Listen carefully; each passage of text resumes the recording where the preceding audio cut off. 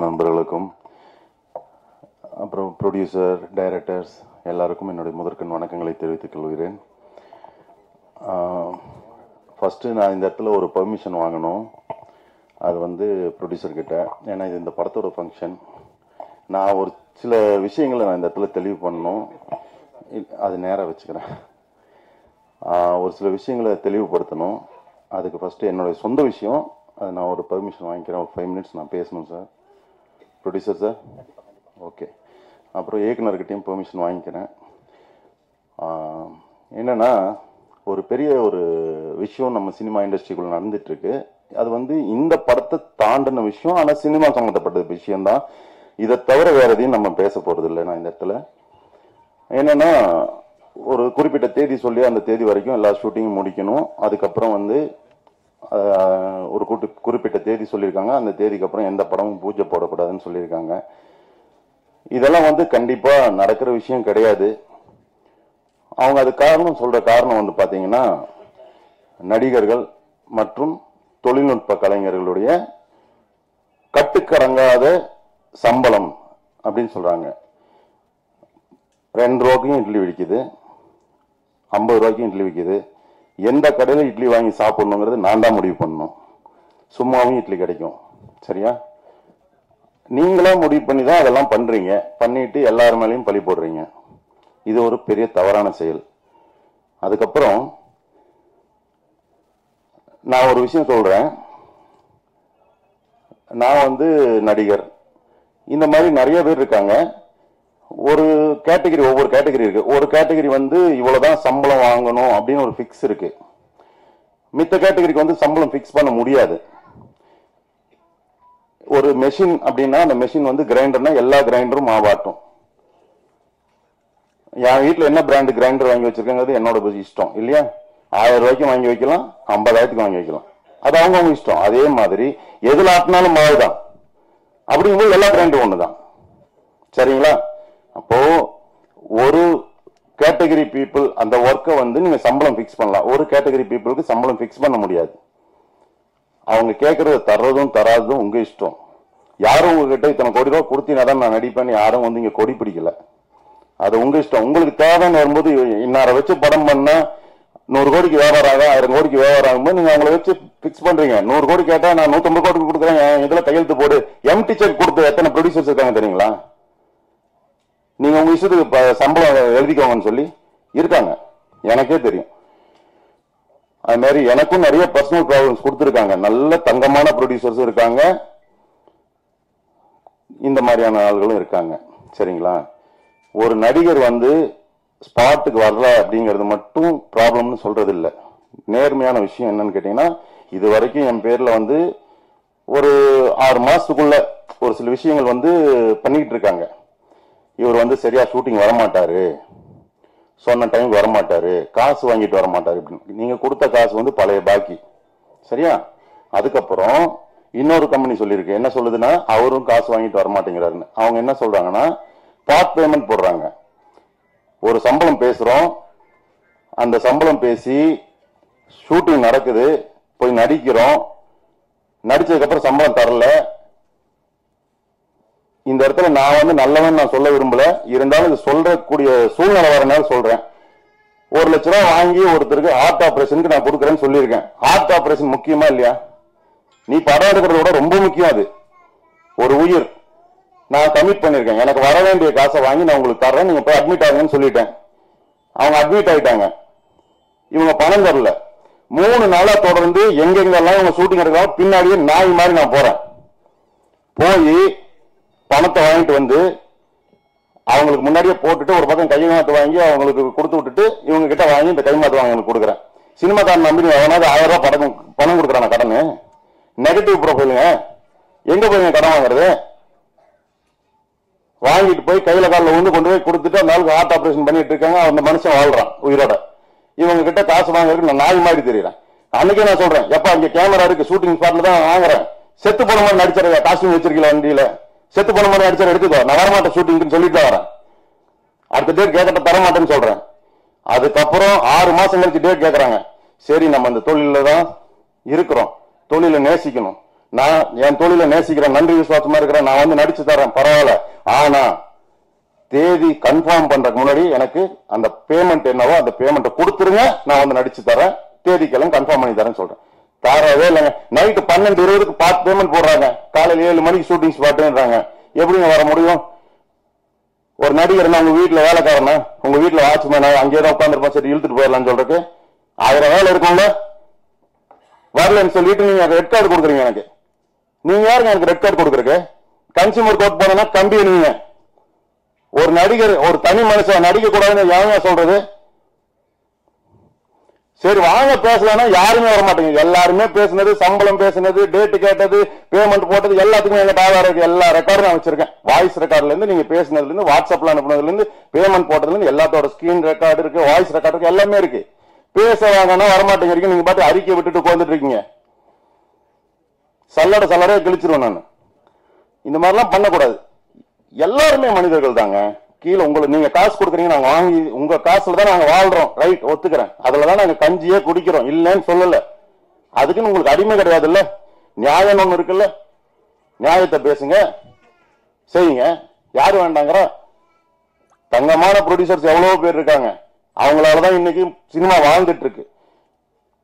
அதனால எல்லாரையும் நேசிங்க. ஸ்ட்ரைக்கு, இது ஸ்ட்ரைக்கு அறிக்கை விடுறீங்க பண்ணக்கூடாதுன்னு, படம் பண்ணாம தொழில், அதாவது ஸ்ட்ரைக்குன்னா என்னங்க? வேலை செய்யாம வேலை நிறுத்தம் பண்றதுதான் ஸ்ட்ரைக்கு. அப்புறம் வேலை நிறுத்தம் தான் அறிவிச்சிருக்கீங்க, அப்புறம் ஸ்ட்ரைக்கே இல்லைன்னு நேற்று போட்டிருக்கீங்க. என்ன இது? என்ன அர்த்தம்? நாங்க சொல்லிக்கிற பேர் ஸ்ட்ரைக் இல்லைன்னா என்ன அர்த்தம்? இத்தனாம் தேதி வந்து படப்பிடிப்பே நடக்காது அப்படிங்கிறீங்க. 1200 சம்பளம் வாங்கிட்டு போற என்ன பண்ணுவான்? ரோட்ல நின்று பிச்சை எடுப்பானா? சோறு போட்டா வேண்டாம் சோறு போடுறேன்னு கேக்குறீங்க. எல்லாரும் பிச்சை எடுக்க வைக்கிறீங்க, எல்லாரும் சோம்பேறி ஆக்குறீங்கன்னு சொல்றீங்க. இந்த அருணாச்சல ரோட்ல சாப்பாடு போட்டேன், என்னை போட்டு அடின்னு அடிச்சு, என்ன சட்டையெல்லாம் கிழிச்சு, அந்த இடத்துல டாய்லெட் கட்டுறதுக்கு ஜியோ பாஸ் பண்ணி நீங்க டாய்லெட் கட்டிட்டீங்க. சினிமாக்காரங்க இருக்காங்க, அதுல அரசியல்வாதி மட்டும் கிடையாது, அதுல யார் யார் சினிமாக்காரங்க இருக்காங்கன்னு எனக்கு தெரியும். எனக்கு தெரியாத விஷயம் எல்லாம் கிடையாது, எல்லாமே தெரியும். நான் வாயை மூடிட்டு தான் இருக்கேன் இத்தனை நாள். இன்னைக்கு வரைக்கும் நான் பேசினதே கிடையாது. இன்னைக்கு நான் பேசுறேன். பிரசாத் ஸ்டுடியோ வாசல்ல சாப்பாடு போடக்கூடாதுன்னு சொல்லி என்னை அடிச்சு சட்டை கிழிச்சு, இன்னைக்கு வரைக்கும் பிக் அண்ட் ரூட்ஸ் கேட்டுட்டு இருக்கேன், பைட்ஸ் கொடுங்க, எதனால நீங்க சாப்பாடு போடுறது, அந்த இடத்துல பார்சலா கொடுத்துட்டீங்க, எதனால அங்க சாப்பாடு கொடுக்கறது இல்ல, உட்கார வச்சு ஏன் கொடுக்கறது இல்லைன்னு. பொறுங்க, நாள் வரும் நான் சொல்றேன் அப்படின்னு. இன்னைக்கு நான் சொல்றேன். ஏன் சோறு போடுறது தப்பா? நான் கேட்கிறேன். ஆமா பப்ளிசிட்டிக்காக பண்றேன் அப்படின்னு. ஆமா பப்ளிசிட்டிக்காக பண்றேன். பப்ளிசிட்டிக்காக நீ போஸ்ட் ஓட்டி இருக்க, அந்த போஸ்ட்னால யாருக்கு என்ன உபயோகம்? கழுததான் சென்னையில கழுதையும் கிடையாது. நான் பப்ளிசிட்டிக்காக சாப்பாடு போடுறேன், 4 பேருக்கு வயிறு நிறையுது, நான் பப்ளிசிட்டி தான் பண்ணுவேன். அதுல என்ன பிரச்சனை உனக்கு? உன் வீட்டுல இருந்து அரிசி எடுத்துட்டு வந்து நான் போட்டேன், இல்ல நான் 100 கோடி ரூபாய் நன்கொடை வாங்கிட்டு சாப்பாடு போட்டேன், 10 கோடிக்கு போட்டு மிச்சம் 90 கோடி நான் வீட்டுக்கு கொண்டு போயிட்டேன். இன்னைக்கு வரைக்கும் வார வீட்டுல தான் இருக்கேன். நானு இன்னைக்கு வரைக்கும் வார வீட்டுல இருக்கேன். சொத்தை வித்துட்டு வந்து இங்க உட்கார்ந்து இருக்கேன். நான் எந்த கோடிக்கணக்கா ஒன்னும் சம்பாதிச்சு ஒன்னும் கோடிகள்லாம் கட்டி வைக்கல. இன்னைக்கு வரைக்கும் நான் வட்டி கட்டி இருக்கேன். இன்னைக்கு வரைக்கும் 4.5 கோடி ரூபாய் நான் வட்டி கட்டிருக்கேன். இதுக்கு மேல என்ன டேட்டாஸ் வேணாலும் நான் தரேன். 4.5 கோடி ரூபாய்க்கு நான் வட்டி கட்டிருக்கேன். நான் கடன் வாங்கியிருக்கேன். கடன் வாங்கி தான் நான் வாழ்ந்துட்டு இருக்கேன். உங்ககிட்ட ப்ரொடியூசர் கிட்ட நான் பணம் வாங்கிட்டு போய் ஒன்னும் மாட மாளிகை எல்லாம் கட்டி வைக்கல. சரியா? 1000 விஷயம் இருக்கு உள்ளுக்குள்ள எரிஞ்சுக்கிட்டு இருக்கு. நான் பூராலாம் சொல்ல முடியாது இந்த இடத்துல, அது ரொம்ப அசிங்கமாயிரும். சரி, ஓகே, படத்துக்கு வந்துருவோம். இந்த படம் ஒரு டிஃபரெண்டான ஜேனர். இது வரைக்கும் நான் பண்ணதுல ரொம்ப வித்தியாசமான கேரக்டர், ரொம்ப முக்கியமான கதாபாத்திரம். என் மனசுக்கு ஆறுதல் வர அளவுக்கு, அதாவது என் மனப்பூர்வமா என்னால எவ்வளவு தூரம் நான் இதுல கோஆபரேட் பண்ணி கொடுக்க முடியுமோ நான் பண்ணி நான் நடிச்சிருக்கேன். என்னுடைய ஸ்டப்ஸ் இதுல இறக்கியிருக்கேன். அது பின்னாடி வரவங்க எல்லாரும் சொல்லுவாங்க, நான் சொல்லி எல்லாம் சொல்ல, இது வரைக்கும் அவங்க கிட்ட யாருக்கிட்டையுமே நான் கான்டாக்ட்ல இல்ல. நீங்க படத்தை பாருங்க, தியேட்டர்ல போய் பாருங்க. பத்திரிகையாளர் நண்பர்கள் வந்து தயவு செஞ்சு இந்த படத்தை மக்கள் கிட்ட கொண்டு போய் சேருங்க. உங்களை எல்லாரும் நான் கையேந்தி கேட்டுக்கிறேன். இந்த வாய்ப்புக்கு நன்றி. இந்த வாய்ப்பு கொடுத்த ப்ரொடியூசருக்கு, டைரக்டருக்கு, முக்கியமா கேமராமேன் தான் என்ன கூப்பிட்டாரு, பேசினாரு. மேனேஜர் ரவி அண்ணா இருக்காரு, அவரு பேசினாரு. இவங்க எல்லாருக்கும் எனக்கு இந்த வாய்ப்பு கொடுத்தாங்க. எல்லாருக்கும் நன்றி. நம்மளும் நிறைய படம் பண்ணிட்டோம். சரி, நல்ல நல்ல கேரக்டர் பண்ணணுன்ற ஆசை எல்லாரும் போல எனக்கும் வரும் அப்பப்ப. சின்ன சின்ன பண்ணிட்டே இருப்பேன். திடீர்னு மலையாளத்தில் கூப்பிட்டு மோகன்லால் சார் படத்தில் முக்கிய வில்லனா ஒரு 15 வருஷத்துக்கு முன்னாடி கொடுத்தாங்க. அங்கிருந்து முடிச்சுட்டு சரி நம்ம மலையாளத்திலே பண்ணிட்டோமே, தமிழ்லயும் வந்து மெயின் எல்லாம் முயற்சி பண்ணுவோம் அப்படின்னு சொல்லி ஒரு 6 மாசம் எந்த படமும் நடிக்காம மாயி படத்தோட இயக்குனர் சூரிய பிரகாஷ் சாரோட டைரக்ஷன்ல வருஷ நாடுன்னு ஒரு படம் மெயின் வில்லனா வாய்ப்பு கிடைச்சது. நம்ம எது தேடுறோமோ அது முயற்சி பண்ணா கிடைக்குதுன்றது அப்போதான் நான் உணர்ந்தேன். அந்த படம் முடிச்சு ஒரு 2 வருஷம் ஆச்சு, ரிலீஸே ஆகலை. சரி, அது ரிலீஸ் ஆன பிறகு நம்ம வந்து நல்ல நல்ல கேட்டு கிடைக்கும்ன்றதுக்காக வெயிட் பண்ணிட்டு இருந்தேன். அப்புறம் அதை விட்டுட்டு அப்புறம் தான் காஞ்சனால நடித்தேன். மறுபடியும் ஒரு டேக் ஆஃப் ஆச்சு, அப்படியே ஓடிட்டே இருந்தது. பல ஆண்டுகளுக்கு அப்புறம் கிடைக்கிறதெல்லாம் பண்ணிகிட்டே இருக்கும்போது விக்ரம் அப்படின்னு ஒரு படம் வந்தது. அதில் விஜய் சேதுபதி சாருடைய பிரதராக பண்ணேன். அதுக்கப்புறம் பார்த்தீங்கன்னா தெலுங்கு, மலையாளம், கன்னடம் அப்படின்னு முக்கிய வில்லனா முக்கிய கதாபாத்திரங்களில் பல மொழிகளில் ஏன் ஒரு ஆங்கில படம் கூட எனக்கு வாய்ப்பு கிடைச்சிது. இப்படி பண்ணிட்டு இருக்கும்போது சினிமா தமிழ்லையும் நம்ம மறுபடியும் ஒரு முக்கிய வில்லனாவோ இல்லாட்டி முக்கிய கதாபாத்திரத்திலையோ நடிக்க முயற்சி பண்ணுவோம் அப்படின்னு முயற்சியில் இறங்கும்போது ஆனால் மறுபடியும் பழையபடியே தமிழில் மட்டும் நமக்கு வந்து என்ன தெரியல, முதல்ல எது நடிக்கிறோமோ அந்த கேட்டெல்லாம் கிடைச்சிருக்கும் கூப்பிட்டாங்கன்றது தலையெழுத்து நடிகர்களுக்கு போலீஸ், ரவுடி, வில்லனுடைய ஆளு இப்படியே தான் மறுபடியும் கூப்பிட ஆரம்பிச்சாங்க. கிட்டத்தட்ட விக்ரம் ரிலீஸ் ஆகி 2 வருஷம் முடிய போகுதுன்னு நினைக்கிறேன். இந்த 2 வருஷத்துல வந்து கிட்டத்தட்ட 10 படம் விட்டு இருக்கேன். அதுல 7 படம் தமிழ் படத்தை விட்டு இருக்கேன். ஏன்னா மறுபடியும் நம்ம பழையபடி சின்ன சின்ன பணம் வேணாம், சும்மா போய் நிக்க வேணாம் அப்படிங்கிறதுக்காக 7 படம் விட்டுட்டு இருக்கும்போது நம்ம படத்தோடைய கேமராமேன் வெற்றி சார் வந்து கூப்பிட்டாரு. அப்புறம் சொன்னார், இது மாதிரி நல்ல கேரக்டர் சார், ஒரு பாய் கேரக்டர், முஸ்லீம் கேரக்டர் அப்படின்னு சொன்னாரு. சரி பண்ணுவோம் அப்படின்னு சொல்லி தான் இந்த படத்தில் வந்து நான் நடித்தேன்.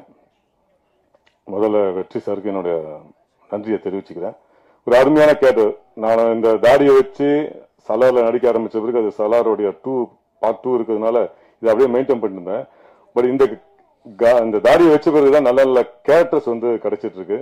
அந்த வகையில் இந்த படத்தில் ஒரு அருமையான கேரக்டர் கொடுத்த சிவம் சாருக்கும் இந்த படத்தோட ப்ரொடியூசருக்கும் என்னுடைய மனமார்ந்த நன்றியை தெரிவிச்சுக்கிறேன். இந்த நேரத்தில் முக்கியமா நான் தேனிசை தென்றல் தேவா சாருடைய நிறைய பாடல்களை ரசிச்சு கேட்டிருக்கேன். அவருடைய இசையில முறையா ஒரு அருமையான பாடல்ல நானும் அந்த பாடல் முழுக்க வரங்கிறத ரொம்ப ரொம்ப சந்தோஷப்படுறேன், பெருமைப்படுறேன். ரொம்ப ரொம்ப நன்றி சார். உங்களுடைய பாடல்ல நான் நடிச்சது ரொம்ப ரொம்ப நன்றி.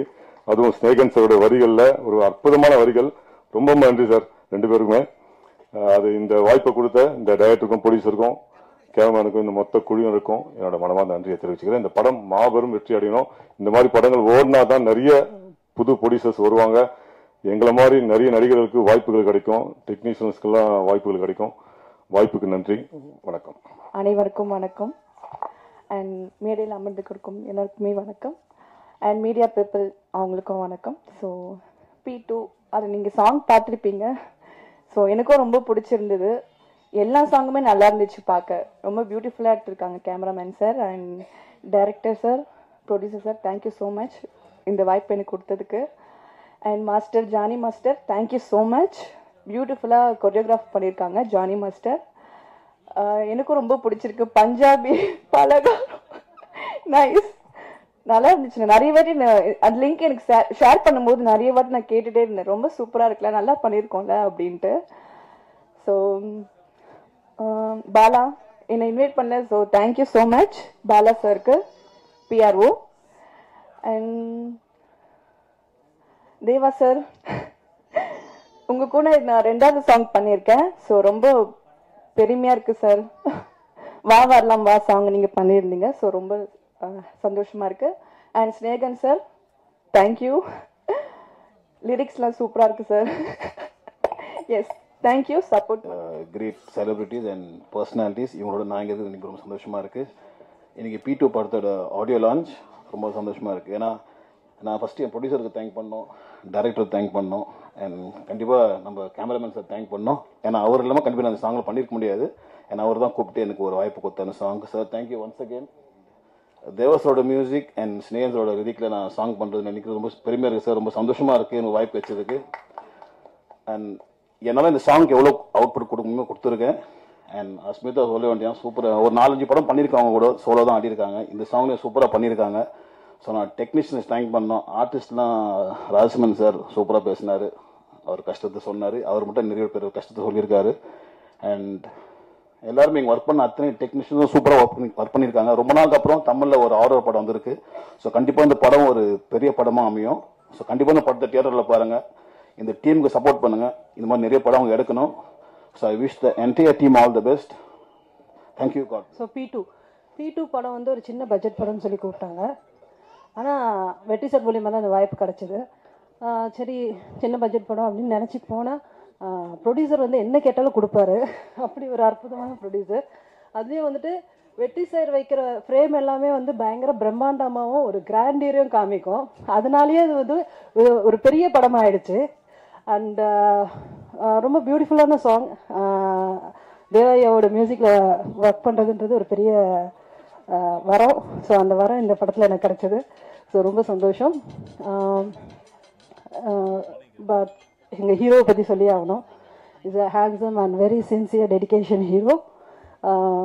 ரொம்ப கம்ஃபர்டபுளாக இருந்துச்சு ஒர்க் பண்ணுறதுக்கு. And together director Sivan sir ரொம்ப நல்ல ஒரு ஸ்கிரிப்டை டச் பண்ணியிருக்காரு. ஸோ கண்டிப்பாக இது பெரிய லெவலில் வெற்றி பெறும்.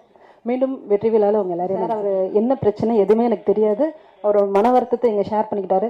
பட் எனக்கு சார் கூட இருக்கிற எக்ஸ்பீரியன்ஸ் வந்து நான் ஒரு சின்ன படம் டைரக்ஷன் பண்ணேன். ஸோ அதில் வந்து சார் வந்துட்டு ஒரு மெயின் ரோல் பண்ணார். அவரை மாதிரி ஒரு கோஆப்ரேட்டிவ் ஆர்டிஸ்டை பார்க்கவே முடியாது. சின்ன பட்ஜெட்டுக்கு கிடைச்ச ஒரு பெரிய வரம்னா அது ராஜ்சிங் சார் தான். ஏன்னா அதை நான் டைரக்டராகவும் ஒரு டெக்னீஷியனாகவும் நான் அதை வந்து உணர்ந்தேன். அந்த அந்த அன்னைக்கு வந்து சூழ்நிலையில என்னால் ஒரு கேரவான் கொடுக்க முடியல. ஒரு ஃபுல் நைட் அவர் வந்து அவரோட கார்லேயே ஏசி போட்டு உட்காந்துட்டு கூப்பிடும்போது வந்து ஒர்க் பண்ணி கொடுத்துட்டு போனார். So is such a dedication and very sincere artist. அதனால அவர் மனவரத்தம் என்னன்றது எனக்கு தெரியல.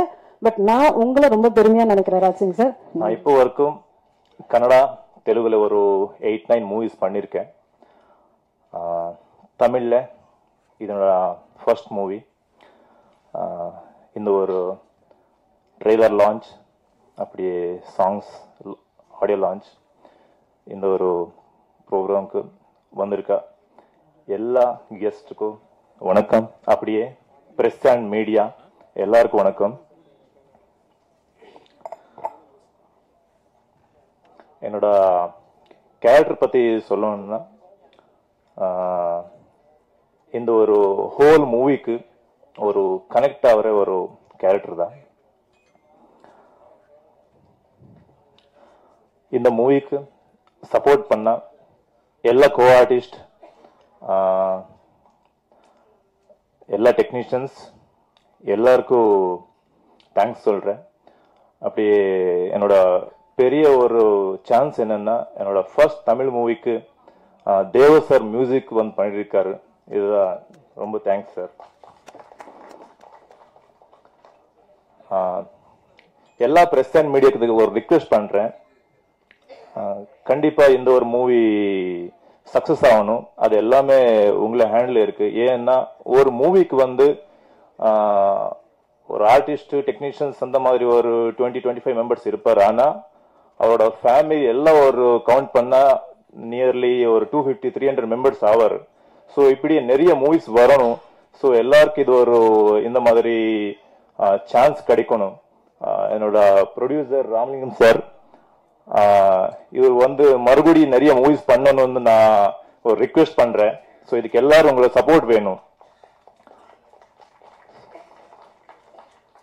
ஸோ இந்த ஒரு சான்ஸ் எனக்கு கொடுத்ததுக்காக டைரக்டர் சிவம் சார் உங்களுக்கு தேங்க்ஸ் சொல்றேன் சார். அப்படியே இந்த ஒரு சான்ஸ்க்காக எனக்கு யாரெல்லாம் சப்போர்ட் பண்ணாரோ அவருக்கு எல்லாருக்கும் தேங்க்ஸ் சொல்றேன். இந்த ஒரு மூவி எல்லா ஃப்ரேம் ஒரு ரிச் அந்த ஒரு இதுல இருக்குன்னு அதுக்கு வந்து வெற்றி சார் தான் கேமரா ஒர்க் தான், அதுதான் மெயின் பிளஸ் பாயிண்ட்னு சொல்றேன். அப்படியே விஎஃப்எக்ஸ் டீம் எல்லாரும், அப்படியே ஹோல் டீம், இந்த ஒரு மூவி ஜெயிக்கிறதுக்கு எல்லாரும் சப்போர்ட் பண்றாரு. அப்படியே உங்களோட சப்போர்ட் கூட வேணும்.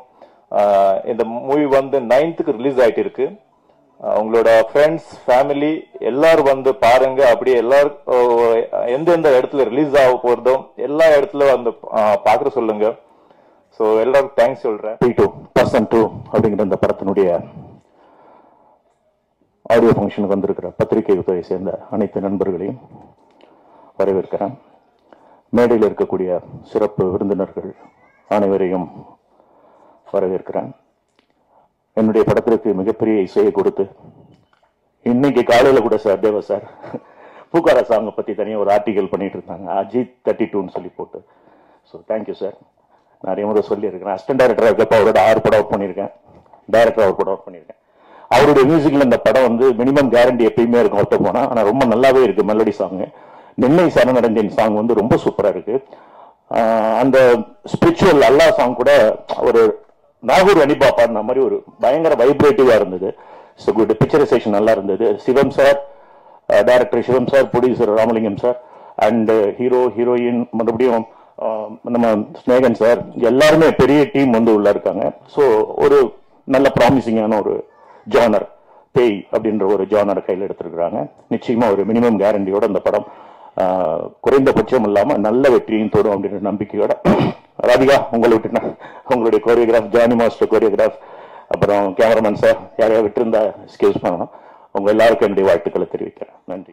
இந்த விழா எடுத்தோடனே 4th கியர் 6th கியர்னு போயிட்டே இருக்கு. அதனால நம்ம படத்தை பத்தி பேசலாம்னு நினைக்கிறேன். முதல்ல இந்த படம் வந்து இந்த இடத்துக்கு வந்திருக்கிறதுக்கு நாங்கள் எல்லாருமே சேர்ந்து ராமலிங்கம் சாருக்கு தான் நாங்கள் நன்றி சொல்லணும். காரணம் வந்து சிவம் சாருடைய போராட்டம் மிகப்பெரிய போராட்டம். கிட்டத்தட்ட எனக்கு வந்து ஒரு ஏறத்தாழ ஒரு 6-7 வருடங்களா தெரியும்னு நினைக்கிறேன். இடையில வந்து ஆக்சிடென்ட் ஆகி கால் வந்து பிரேக் ஆகி வீட்டில் கட்டு போட்டு தொட்டில் கட்டி படுத்திருப்பார். அப்போ கூட அந்த வீடியோ, ஒரு செல்ஃபி வீடியோ எடுத்து அனுப்புவார். எப்படியா படம் பண்ணி என்ன சார்பார். அவர் எந்திரிச்சு நடக்கவே முடியாத ஒரு சூழல்ல கூட அவ்வளோ தவிப்புல அவருடைய தேடுதல்ங்கிறது மிகப்பெரிய தேடுதல். அதுக்கு வந்து ஒரு பெரிய பக்கபலமா இருந்தது கேமராமேன் வெற்றி சார். அதில் வந்து மறுக்கவே முடியாது. நான் இருவரும் வந்து அந்த அளவுக்கு போராடி இருக்காங்க. அவங்களுடைய போராட்டத்துக்கு ஒரு களம் அமைத்து கொடுத்த தயாரிப்பாளர் ராமலிங்கம் சாருக்கு தான் இந்த நேரத்தில் வந்து டீம் சார்பா மீண்டும் ஒரு நன்றி தெரிவித்துக் கொள்கிறோம். இப்போ இந்த படத்தில் எனக்கு ஒரு பெரிய சந்தோஷமே எல்லாமே நட்புகள். இங்கே வேலை பார்த்த எல்லாருமே இங்கே ஆரம்பிச்சாங்க பார்த்தீங்கன்னா எல்லா தொழில்நுட்ப கலைஞர்களும் நடிகர்களும் எல்லாமே நட்புகள். இதில் ரொம்ப நாள் கழிச்சு என்னுடைய தோழி வந்து அஸ்மியாவை பார்க்குறேன். இப்போ என்னன்னா கேட்டிங்கன்னா அவங்க ஃபர்ஸ்ட் ஒரு படத்தில் கூட வாய்ப்பு கிடைக்காத போது அவங்க பண்ண போராட்டங்கிறது அவங்கள திசை மாற்றி விட்டுருச்சோன்னு எனக்கு நிறைய வருத்தமெல்லாம் உண்டு. ஏன்னா அற்புதமான ஒரு பர்ஃபார்மர். ஆனால் வந்து அவங்கள வந்து ஒரு கிளாமர் டான்ஸாக வந்து இந்த சினிமா பார்க்கும்போது அவங்களுக்கான களம் அமையுங்கிற நம்பிக்கை எனக்கும் இருக்கு. அவங்க வந்து இன்னைக்கு ஒரு நட்பா எப்பயோ வந்து தேடுதல் காலத்துல இருந்தாலும் இன்னைக்கு வந்து நட்பா என்னுடைய பாட்டுக்கு அவங்களுடைய நடனத்துக்கு என்னுடைய பாட்டும் அமைந்திருக்கிறது வந்து ரொம்ப சந்தோஷமா இருக்கு. நிச்சயமா தேடுதலை மட்டும் விடவே விடாதீங்க. ஏன்னா ஓடும் வரைக்கும் வெற்றி நிச்சயம், தேடும் வரைக்கும் வாழ்க்கை நிச்சயம்ங்கிறது இயற்கையுடைய கூற்று. அந்த தேடுதலையும் ஓடுதல் நிறுத்திட்டோம்னா அங்க ஸ்டாப் ஆயிடும். தேடுதல் இயங்கி கொண்டு இருப்பது மட்டுமே நம்மளுடைய கடமை. அப்படி இருக்கும்போது அவங்களுடைய உழைப்புக்கு இந்த இடத்துக்கு வந்திருக்காங்க. அதுக்கு ஒண்ணுமே வாழ்த்து சொல்லணும். அதுக்கப்புறம் வந்து ரொம்ப சந்தோஷமான ஒரு விஷயம் என்னன்னா, தேவானந்த் சார் கூட நான் வந்து கொஞ்சம் இடைவெளிக்கு பிறகு மறுபடியும் சேர்ந்து பாடல் பண்ணது. காரணம் சமீபத்தில் ஒரு 10 வருட காலமாக எனக்கு ஒரு மிகப்பெரிய ஏக்கம் உண்டு. ஒரு கம்போஸ் பண்ணும்போது ஒரு பாடலாசிரியரும் இயக்குனரும் ஒன்னா உட்காந்து கம்போஸ் பண்ற அந்த கலாச்சாரம் போயிடுச்சுங்கிற வருத்தம் எங்களுக்கு இருக்கும். முன்னமெல்லாம் பாத்தீங்கன்னா ஒரு கம்போசிங்னா இசையமைப்பாளர் இருப்பாரு, 4 பேர் வாத்திய கருவிகளோட உட்காந்துருப்பாங்க, ஒரு தயாரிப்பாளர் இருப்பாரு, இயக்குனர் ஒரு அசிஸ்டன்ட், அப்புறம் பாடலாசிரியர். இப்படி பாத்தீங்கன்னா ஒரு குறைந்தபட்சம் 10 to 15 பேர் அந்த கம்போசிங்ல இருப்போம். அப்ப பாத்தீங்கன்னா ரொம்ப கலகலகலகல்னு திருவிழா மாதிரி ஒரு கம்போசிங் நடக்கும். ஒரு பாட்டு டியூன் பண்ணும்போதே எழுதுறது, சரியில்லைன்னு மாத்துறது, ஒரு வரி வந்துருச்சுட்டா எல்லாரும் பாராட்டுறது, அந்த சந்தோஷமா உருவாக்கின பாடல்களுடைய ஆயுள் இன்னைக்கு மிகப்பெரிய அழுத்தமாக இன்னைக்கு எவர்கிரீனா இருக்கிறதுக்கு காரணமே அந்த இடத்துல படைப்பாளிகள் எல்லாம் சேர்ந்து படைத்த படைப்பு. ஆனால் 10 வருட காலமாக வெறும் டியூன் மட்டும்தான் வாட்ஸ்அப்ல வந்துகிட்டு இருக்கு, வரிகள் மட்டும்தான் வாட்ஸ்அப்ல போயிட்டு இருக்கு. எங்கேயோ பாடுறாங்க, எங்கேயோ மிக்ஸ் பண்றாங்க, எங்கேயோ வந்து கடைசி ஃபைனல் வரும் பொழுது அந்த வீடியோ பண்ணுவாங்க, லிரிக்கல் வீடியோன்னு வரும் பொழுதுதான் நம்ம பாட்டு உசுரோட இருக்கா, கை இருக்கா, கால் இருக்கா, நகம் இருக்கான்னு அப்பதான் நம்ம பார்ப்போம் எது எடுப்பாங்க எது எடுக்க மாட்டாங்கன்னு. அதுல இருந்து மாறி நீண்ட நாட்களுக்கு பிறகு அண்ணன் தேவா அவர்களுடைய வேலை பார்த்தது எனக்கு இன்னும் மலர் நினைவுகளாக இருக்கிறது. காரணம் மனுநீதிங்கிற படத்துல தான் அவரோட முதல்ல ஒரு ரோஜா தோட்டம் பூத்து குலுங்குதுன்னு நாங்க 2 பேரும் ஃபர்ஸ்ட் அவருக்கு எழுதின முதல் பாட்டு அது. அன்னைக்கு தேவா அண்ணன் என்னை எப்படி கூப்பிட்டாரோ, அன்னைக்கு தேவா அண்ணன் எப்படி பாசமா இருந்தாரோ, அந்த பாசம் இன்னைக்கு அப்படி இருக்கு. ஏன்னா நிறமாறாத பாசத்துக்கு சொந்தக்காரர் தான் அண்ணன் இருக்காங்க. எனவே இந்த கல்ச்சர் நல்லா இருக்கு. இன்னொரு நன்றி சொல்லணும் சிவம் சாருக்கு. இப்ப எல்லாம் 2 பாட்டு வச்சு அதுல ஒரு பல்லவி ஒரு சரணத்தோட முடிக்கிற கலாச்சாரத்துல இருக்கும்போது 3 பாட்டு வச்சு அதுக்கு 2 சரணம் வச்சிங்களா, அதுக்கு நன்றி சொல்ல வேண்டியிருக்கிறது. ஆனா எழுதுறதுக்கு படைப்பாளிகள் நிறைய இருக்காங்க, களமம் கிடைக்க மாட்டேது யாருக்குமே. இன்னொரு பக்கம் பாத்தீங்கன்னா நிறைய பேர் நண்பர்கள் பாடல் ரொம்ப நல்லா இருக்கு, ஆனா இப்ப வர அந்த ட்ரெண்டிங்க்கு சரியாக மாசாருனாங்க. என்னை பொறுத்த வரைக்கும் மக்களுக்கு புரியாத எதையும் படைப்பாக கருதுவது இல்லைன்னா இந்த பாடல்கள் புரிகிறது, அது படைப்பு. இந்த படத்துக்கு இது தேவை, இதை கொடுத்திருக்கிறாங்க. அதனால வேண்டி எது புதுசு எது பழசு எது ட்ரெண்டிங்கிறதெல்லாம் எனக்கு நம்பிக்கை கிடையாது. மக்களுக்கு போய் சேருவது மட்டும்தான் படைப்பு. அது போய் சேரலனா அது படைப்பாகவே இருக்க முடியாது அப்படிங்கிறது என்னுடைய கூற்று. அந்த வகையில ஒரு நல்ல படத்துல, நல்ல கதை அம்சத்தோட இருக்கிற ஒரு படத்துல நல்ல ஒரு நிறைவான ஒரு பணியை நான் செஞ்சிருக்கிறேங்கிற ஒரு பெரிய திருப்தி இருக்கு. எனவே இந்த மாதிரி தயாரிப்பாளர்கள் ஜெயிக்கணும். காரணம் இப்ப பெரிய படங்களால வர பிரச்சனை தான் இன்னைக்கு ஸ்ட்ரைக் சொல்றோம். ஒரு பக்கம் சம்பள பிரச்சனை, ஒரு பக்கம் பிரஸ்டீஜ் இஷ்யூ. ஏன்னா இந்த ஒட்டுமொத்த எப்பயுமே சமூகத்துல உள்ள பிரச்சனைகளுக்கான முடிச்சுகளை அவிழ்ப்பது மட்டும் கலைகளுடைய பணியாக இருந்துச்சு. நிறைய முடிச்சுகள் இருக்கும். ஜாதியால விழுந்திருக்கும், மதத்தால விழுந்திருக்கும், ஏற்றத்தால் விழுந்திருக்கும், ஏழ்மையால விழுந்திருக்கும். இப்படி பல்வேறு முடிச்சுகளை அவிழ்த்து சரி செய்வது மட்டும்தான் கலையின் பணியாக இருந்தது. ஆனால் இன்றைக்கு அந்த கலையிலேயே ஏகப்பட்ட முடிச்சு விழுந்தது தெரிஞ்சிச்சுன்னா இந்த மாதிரி சின்ன ப்ரொடியூசர்கள் கூட உள்ள வர பயப்படுவாங்க. எனவே நம்மளுடைய பிரச்சனைகளை நாமே சரி செய்து அடுத்த தலைமுறைக்கு கலைகளை கடத்த வேண்டும். அப்படி கடத்த வேண்டும் என்றால் சிறிய படங்கள் நிறைய வர வேண்டும். ஏனென்றால் ஒரு பெரிய படம் என்பது 3 வருடத்துக்கு ஒருக்கா தான் வருது. ஒரு சின்ன படம்ங்கிறது தான் ஒரு வருஷத்துக்கு 10 படமாவது வரும். ஒரு 500 குடும்பம் ஒரு படத்துல பொழைக்குதுன்னா 10 குடும்பத்துல எத்தனை குடும்பம் பொழைக்கும் நீங்களே பாத்துக்கோங்க.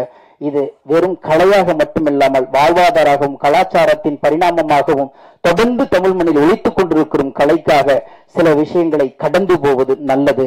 காரணம், சினிமாவில் சண்டை போடுவர்கள் எல்லாம் சினிமாவை நேசிப்பவர்கள். நான் ஒருத்தனை வேணும்னு சொன்னாதான் சண்டை போடணும், வேண்டான்னு சொன்னா செல்ல ஆஃப் பண்ணிட்டு போயிட்டே இருக்கணும்.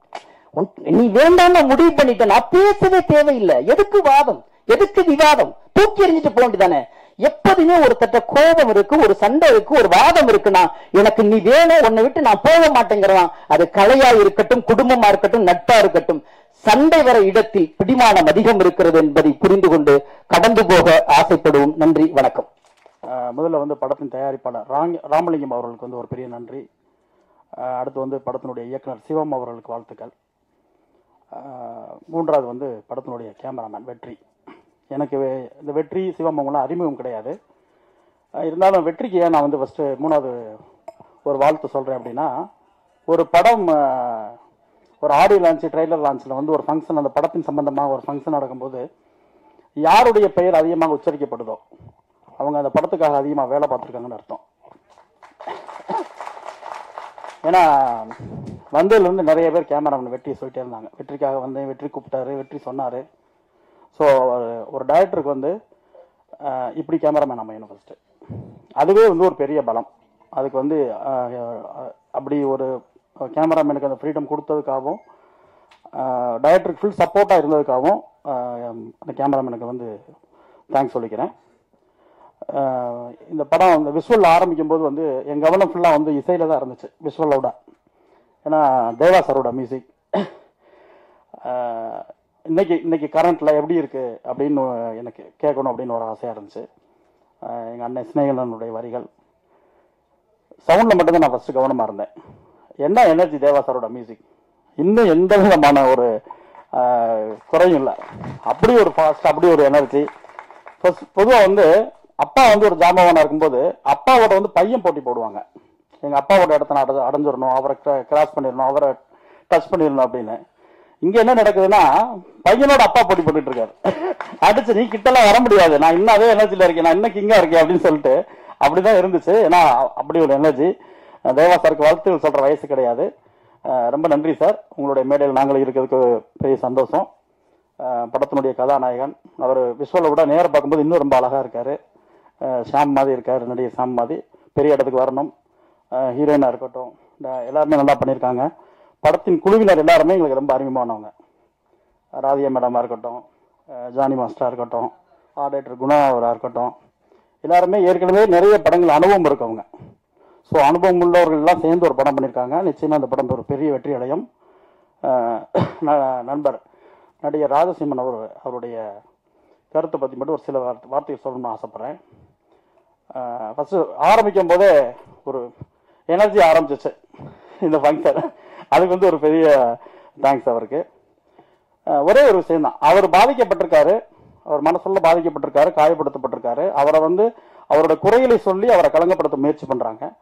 அதுக்காக வந்து ஒரு தயாரிப்பாளரை நோக்கி, அவர் எந்த தயாரிப்பாளர் நோக்கி பாதிக்கப்பட்டாரோ அவரை கண்டிக்கிறதுக்கோ அவர் மீது வருத்தங்களை தெரிவிக்கிறதுக்கோ நிச்சயமா அவருக்கு முழு உரிமை இருக்கு.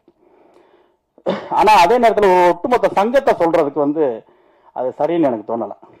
ஏன்னா சங்கத்தை வந்து தயாரிப்பாளர் சங்கத்தை கண்டிக்கக்கூடிய ரைட்ஸ் வந்து நம்ம யாருக்குமே இல்லைன்னு நான் நினைக்கிறேன்.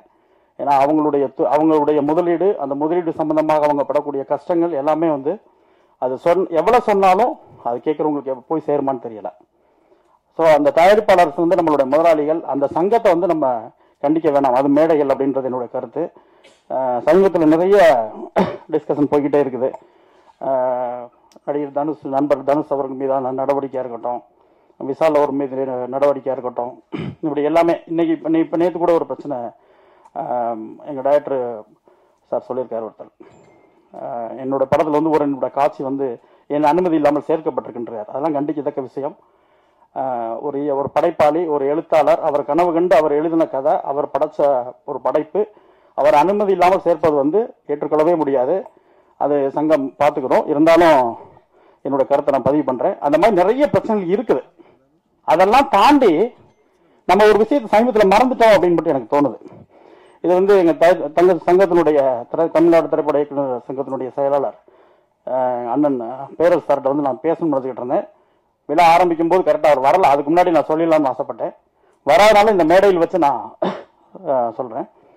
எல்லாருமே சேர்ந்து நம்ம சினிமாவுடைய பிரச்சனை பேசிக்கிட்டே இருக்கோம். இது நிச்சயமா பேச வேண்டிய பிரச்சனை. நடிகருடைய சம்பளம் உட்பட, பட்ஜெட் உட்பட எல்லாமே இங்க பேச வேண்டிய பிரச்சனை. எல்லாமே இங்க நமக்குள்ள தீர்த்துக்கிட வேண்டிய விஷயம். ஆனா இது எல்லாமே நடிகர் தனுஷ் பிரச்சனை உட்பட நம்ம குடும்பத்தின் பிரச்சனை. இதை நம்ம தீர்த்துக்கலாம். ஆனா இதை தாண்டி தமிழ் ராக்கர்ஸ் அப்படின்னு சொல்லி ஒருத்தர் ஸ்டீபன் அப்படின்னு சொல்லி கடந்த ஒரு வாரத்துக்கு முன்பு கைது செய்யப்பட்டார் கேரளாவில், கொச்சின்ல. 2011 ஆரம்பிச்ச அவங்களுடைய ஆதிக்கம், அவங்க பண்ண அட்டுழியம், ஒரு மாஃபியா மாதிரி ஒரு 10-12 பேர் இருந்துகிட்டு இந்த தமிழ் சினிமா ஒட்டுமொத்தமா அழிச்சுக்கிட்டு இருந்தாங்க 14-15 வருஷமா. எத்தனை திரைப்பட தயாரிப்பாளர்கள் நாசமானாங்க, ஒண்ணுமில்லாம போனாங்க அவங்க ஆதிக்கத்தினால், அவங்களோட அட்டுழியினால. அப்படி எத்தனை நடிகர்களுடைய வாழ்க்கை போச்சு, எத்தனை இயக்குனருடைய வாழ்க்கை போச்சு. கத்துனோம், கதறணும், தமிழ் ராக்கர்ஸ் கண்டுபிடிக்கணும், அவங்களை பிடிக்கணும், அது பண்ணணும்னா எல்லாம் பரபரப்பா இருந்துச்சு, செய்தியா மட்டுமே இருந்துச்சு. ஆனா அதை ஒற்றை மனிதன் அதோட அட்மின் சொல்லி ஒருத்தனை அரெஸ்ட் பண்ணிருக்காங்க. ஒரு குரல் தமிழ் சினிமால இருந்து வரல. ஏன்னா இங்க நம்ம பிரச்சனை பேசிக்கிட்டே இருக்கோம். நம்மளை அழிச்ச ஒருத்தனை பத்தி இது பண்ணிருக்காங்க, ஒரு கேரளா கவர்மெண்ட் போலீஸ் அரெஸ்ட் பண்ணிருக்காங்க. நம்ம தமிழ்நாடு அரசுக்கு ஒரு கோரிக்கை வைக்கல, ஒரு கண்டனம் தெரிவிக்கல. ஒரு மாஃபியா. நம்ம வந்து அதை பேசணும்னு நான் நினைக்கிறேன். ஒவ்வொரு சங்கமும், எங்க செயலாளர் அண்ணன் பேரரசு சாருக்கு வந்து நான் கோரிக்கை வைக்கிறேன். எங்க சங்கம் உட்பட ஒட்டுமொத்த 24 கிராஃப்டும், எங்க சங்கத்தினுடைய கௌரவ தலைவர் செல்வமணி சார் இருக்காங்க, அவர் தலைமையில் இயங்கக்கூடிய தொழிலாளர் அமைப்பு இருக்கு, எல்லாரும் சேர்ந்து தயாரிப்பாளர் சங்கம் சேர்ந்து ஒட்டுமொத்தமாக ஒவ்வொரு சங்கமும் தனி தீர்மானம் நிறைவேற்றி அவங்கள குண்டாஸ்ல போடணும். அவங்களுக்கு வந்து தமிழக அரசு, தமிழக போலீஸ் அவங்களை வந்து கண்ட்ரோல் எடுத்து வெளியே வர முடியாத தண்டனை கொடுக்கணும். அவருக்கு பின்னாடி யாரெல்லாம் இருக்காங்கன்னு சொல்லி நம்ம கண்டிக்கணும். யாரையும் வெளியே வரவிடாத அளவுக்கு அவங்க நம்ம பண்ணி, இதன் பிறகு தமிழ் சினிமாவை அழிப்பதற்காக எந்த ஒரு மாஃபியா கேங் கிளம்புனாலும் அவங்களுக்கு அச்சம் தரக்கூடிய அளவுக்கு அந்த தண்டனை இருக்கணும். அப்படி ஒரு அழுத்தத்தை இந்த அரசுக்கு நம்ம கொடுக்கணும் அப்படின்னு நான் ஒரு கோரிக்கை வச்சுக்கிறேன்.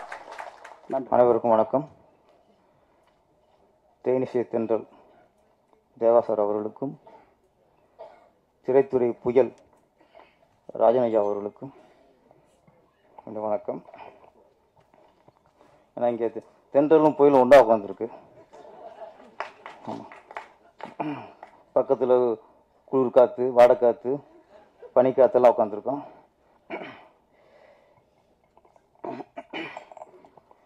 இங்கே எல்லாருமே ராஜேஷ்குமார் பேசிட்டு போயிட்டாங்க.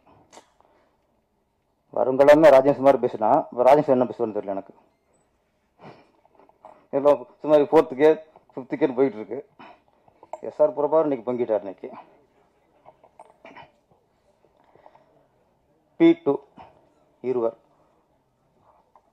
ட்ரெய்லர் உள்ள இப்போ உள்ள அந்த ட்ரெண்டிங் வாங்கல ஒரு இந்த ஹாரர் மூவி. நம்ம ட்ரெய்லர் பார்க்கும்போது ஒரு த்ரில்லர் இருக்கு, அதே சமயத்தில் ஒரு நல்ல மெசேஜும் இதில் இருக்குன்னு நினைக்கிறேன். நம்ம சம்பத் ராம் பண்ணியிருந்தார் அந்த பாய் கேரக்டர். கெட்டப் கரெக்டாக இருக்குது சார். ஆமாம்மா, உங்களுக்கு எதை போட்டாலும் கரெக்டாக தான் இருக்குது. அதனால உங்களுக்கு நல்லா இருக்கு. அதனால அங்கே தூக்கிட்டு போட்டாங்க, மலையா தூக்கிட்டு போயிட்டாங்க. ஆமாம் ஆமாம், வெளியே போய் தரத்துக்கு அப்புறம் தான் தமிழுக்கு நம்ம அருமை தெரியும். இங்கே இருந்தால் தெரியாது. நீங்கள் யாரும் கூடாதீங்க, பெரிய இடத்துக்கு வந்துடுவீங்க. இப்போ சத்யராஜ்லாம் ஃபஸ்ட்டு அடையாள மாதிரி நடித்தவர் தான். அப்புறம் ரேவடியாக இருந்தார். அப்புறம் எல்லா படத்துலையும் ரேப் பண்ண நடித்தார். அதுக்கப்புறம் பெரிய ஹீரோ ஆகிட்டார். நம்ம நிறைய ஆர்டிஸ்ட்டு ஒரு இப்போ விஜய் சேதுபதி ஆரம்பத்தில் ஒரு ஜூனியர் ஆர்டிஸ்ட் தான் வந்தார். இன்றைக்கி ஒரு பெரிய ஹீரோ ஆகிட்டார். சூரி நிறைய பேர் இருக்காங்க. ஆனால் ஒரு சினேகர் சார் சொன்ன மாதிரி ஓடிட்டே இருக்கணும், தேடிட்டே இருக்கணும், கரெக்டாக அமைஞ்சிடும். நம்ம என்னடா அவங்களுக்கு கிடைக்கலன்னு அந்த அந்த ஆதங்கம் கவலை வரக்கூடாது. கிடைக்குங்கிற ஒரு நம்பிக்கை இருக்கணும். கண்டிப்பாக அவங்களுக்கு வந்துடும், குழப்பாதீங்க. அப்புறம் இந்த படத்தோட இயக்குனர் சிவம் ட்ரெய்லரில் திறமெல்லாம் காட்டார். அந்த ட்ரெய்லரை பார்க்கும்போது ஒரு விஷயம் ஓரளவு கொஞ்சம் புரிஞ்சுக்க முடிஞ்சது. ஒரு காதலர் பொண்ணுதான்னு நினைக்கிறேன். பாவிகள் கொண்டு ஆவிகள் ஆளுதுன்னு நினைக்கிறேன். கடைசியாக பேய் பிடிச்ச உடனே நம்ம இங்கே ஓடுறோம்னா தற்காப்பு தான். மனுஷனுக்கு பிரிவினை அப்படிங்கும்போது வெவ்வேறு மதம், வெவ்வேறு தெய்வம். ஆனால் பிரச்சனை வந்துட்டா எல்லாத்தையும் ஒன்று தான் நம்மளுக்கு. நம்ம மாண்டோட தற்காவை பார்த்தா அங்கே முஸ்லீம் மட்டும் இருக்க மாட்டாங்க. அங்கே அதிகமாக இருக்கிறது இந்துக்களும் கிறிஸ்தவம் தான். நிறைய கை கட்டுவாங்க, கை குழந்தை கட்டுவாங்க, அவங்க கட்டுவாங்க. பார்த்தா நிறைய இந்துக்களும் கட்டுவாங்க. அப்போ மனுஷனுக்கு பிரச்சனை வந்துட்டா அல்லாவது இயேசுவாது சிவனாவது எல்லாம் ஒன்றுன்றான். பிரிவினைன்னு பேசும்போது தான் நான் அல்லாடா, நான் இயேசு, நான் பிள்ளையாரு, நான் முருகர் அப்படிமா. இப்போ முருகர் இல்லைங்கிறாங்க. அது வேறு அது பிரச்சனை போயிட்டு இருக்கு. அதனால் இது ஒரு நல்ல விஷயம். யாருக்கு இருந்தாலும் எல்லா தெய்வமும் அவங்களுக்கு துணையாக இருக்குங்கிற விஷயம் நான் ட்ரெய்லரை பார்த்து கொஞ்சம் புரிஞ்சுக்கிட்டேன். அப்புறம் சினேகன் சார், கவிஞர் சினேகன் சார், இதுக்கு முன்னாடியே இந்த ஜீன்ஸ் படத்தை பற்றி சில இதெல்லாம் இன்டர்வியூலாம் பார்த்தேன். ஜீன்ஸ் படத்தில் வந்து ஐஸ்வர்யா ராய் வந்து ஹீரோயின். அப்போல்லாம் வைரமுத்து சார் தான் பாட்டு எழுதணும். இந்த எனக்கு அப்புறம் அதிசயங்களை பற்றி எழுதணும். அப்போ அவர் எழுத சொல்லும்போது நான் வந்து ஒரு எனக்கு ஐஸ்வர்யா நேராக ஒரு பார்த்துறேன் அப்படின்ட்டு இருக்காரு. சரி ஓகே, கவிஞர் விருப்பப்படுறேன்ட்டு பாம்பேக்கு வைரம் சார் கூட்டி போயிருக்காங்க. கூட்டி போய் ஐஸ்வர்யாட்ட அறிமுகப்படுத்தி இவர் தான் படத்தோட கவிஞர் சொன்னா நான் கேட்டேண்ணா. ஒருத்தர் முந்திக்கிட்டு வந்து இல்லைனாலே அது இருக்குன்னு அர்த்தம். அவரு குற்ற உணர்வு உறுத்துவதனால தான் டக்குனு வந்து ஆகுறாரு. நாங்கள் விட மாட்டோம் என்ன. அப்போ ஐஸ்வர்யா பார்த்ததுக்கப்புறம் ஐஸ்வர்யாவே வேக்கிற அளவுக்கு அதிசயமே அதிசய அளவுக்கு அழகாக வர்ணிச்சாரு வைரமுத்து. அந்த பாட்டை கேட்டு ஐஸ்வர்யாவே வேந்துட்டாங்க, இப்படி ஒரு கவிஞரான்ட்டு. அந்த மாதிரி இந்த படத்துக்கு கம்போசிங் நடந்திருக்கு. தேவா சார் உட்காந்துருக்கு, டைரக்டர் சிவன் சார் உட்காந்துருக்காரு. ஒரு சிச்சுவேஷன் சொல்லியிருக்காரு அவர் டைரக்டர். என்ன சிச்சுவேஷன் சார்? தொட்டப்பட்டா ரோட்டு மேலே முட்டை போராட்டா, தொட்டுக்கொள்ள சிக்கன் தரட்டா, இந்த மாதிரி சாங் வேணும்னு இருக்காரு. ஓகே சார், டியூன் போட்டாச்சு. யார் எழுத வைக்கலாம்? இதுக்கு பேர் போனவர் நம்ம சினேகன் கவிஞர் தான். அவர் கூப்பிட்டுருவோம். சிச்சுவேஷன் சொல்லியாச்சு, டியூன் சொல்லியாச்சு. அப்போ சினேகன் கேட்டாராம் யார் இடத்துல ஆடுறது நடிக்கிறதுன்ட்டு. அஸ்மிதா அப்படின்ட்டு. நான் ஒரு பார்த்துக்கிறேன் சார், அப்போ தான் எனக்கு வரிகள் வரும்னு இருக்காப்புல. சரி ஓகே கவிஞர் விருப்பப்படுறாரு, போய் அஸ்மிதா அறிமுகத்துக்குவோம் அப்படின்ட்டு சிவன் சார் கூட்டிட்டு, டேரக்டருக்கு வேறு வேலை இல்லை, டேரக்டர் மாதிரி ஒரு பொழப்பு எதுவுமே இல்லை. சரி கவிஞர் கேட்டாருன்ட்டு கூட்டிட்டு போய் அஸ்மிதா நீங்கள் ஷூட்டிங் வந்திருக்காங்க, அஸ்மிதான்ட்டு அப்படியே பார்த்து 5 நிமிஷம் பேசிட்டு வந்திருக்காரு. வந்தவுடனே அடி போட்டாராம், பஞ்சாபி பலகாரம் பார்த்தாலே பசி ஆறும், செய்யாத சேதாரம் நான் தான் ஆதாரம். அஸ்மிதா பார்த்து வரும்போது சொல்றான் வரிய. அந்த அளவுக்கு எங்க கவிஞர்.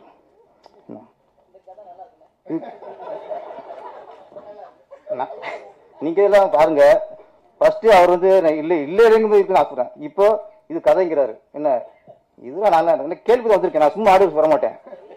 என்ன இது கதை, என்ன ஒரு பாட்டு எப்படி உருவாச்சு, அந்த கவிஞர் என்ன எப்படி பாடுபடுத்தினாரு, பாட்டு எழுதினாரா பாடுபடுத்தினாரா, எல்லா விசாரிச்சு நான் ஆடியன்ஸுக்கு வருவேன். அப்போ இந்த பஞ்சாபி பலகாரத்தை பற்றி எல்லா கதையும் எனக்கு தெரியும். எனக்கு இங்கே வந்துட்டு சகோதரி அஸ்மிதா பேசி போடுறது சகோதரி தான், எல்லாரும் சகோதரி தான் அவங்க. ஆனால் ஸ்னேகர் ஒரு ஆதங்கம் எப்படி சம்பத் ராமுக்கு சொன்னமோ அதே மாதிரி தான்.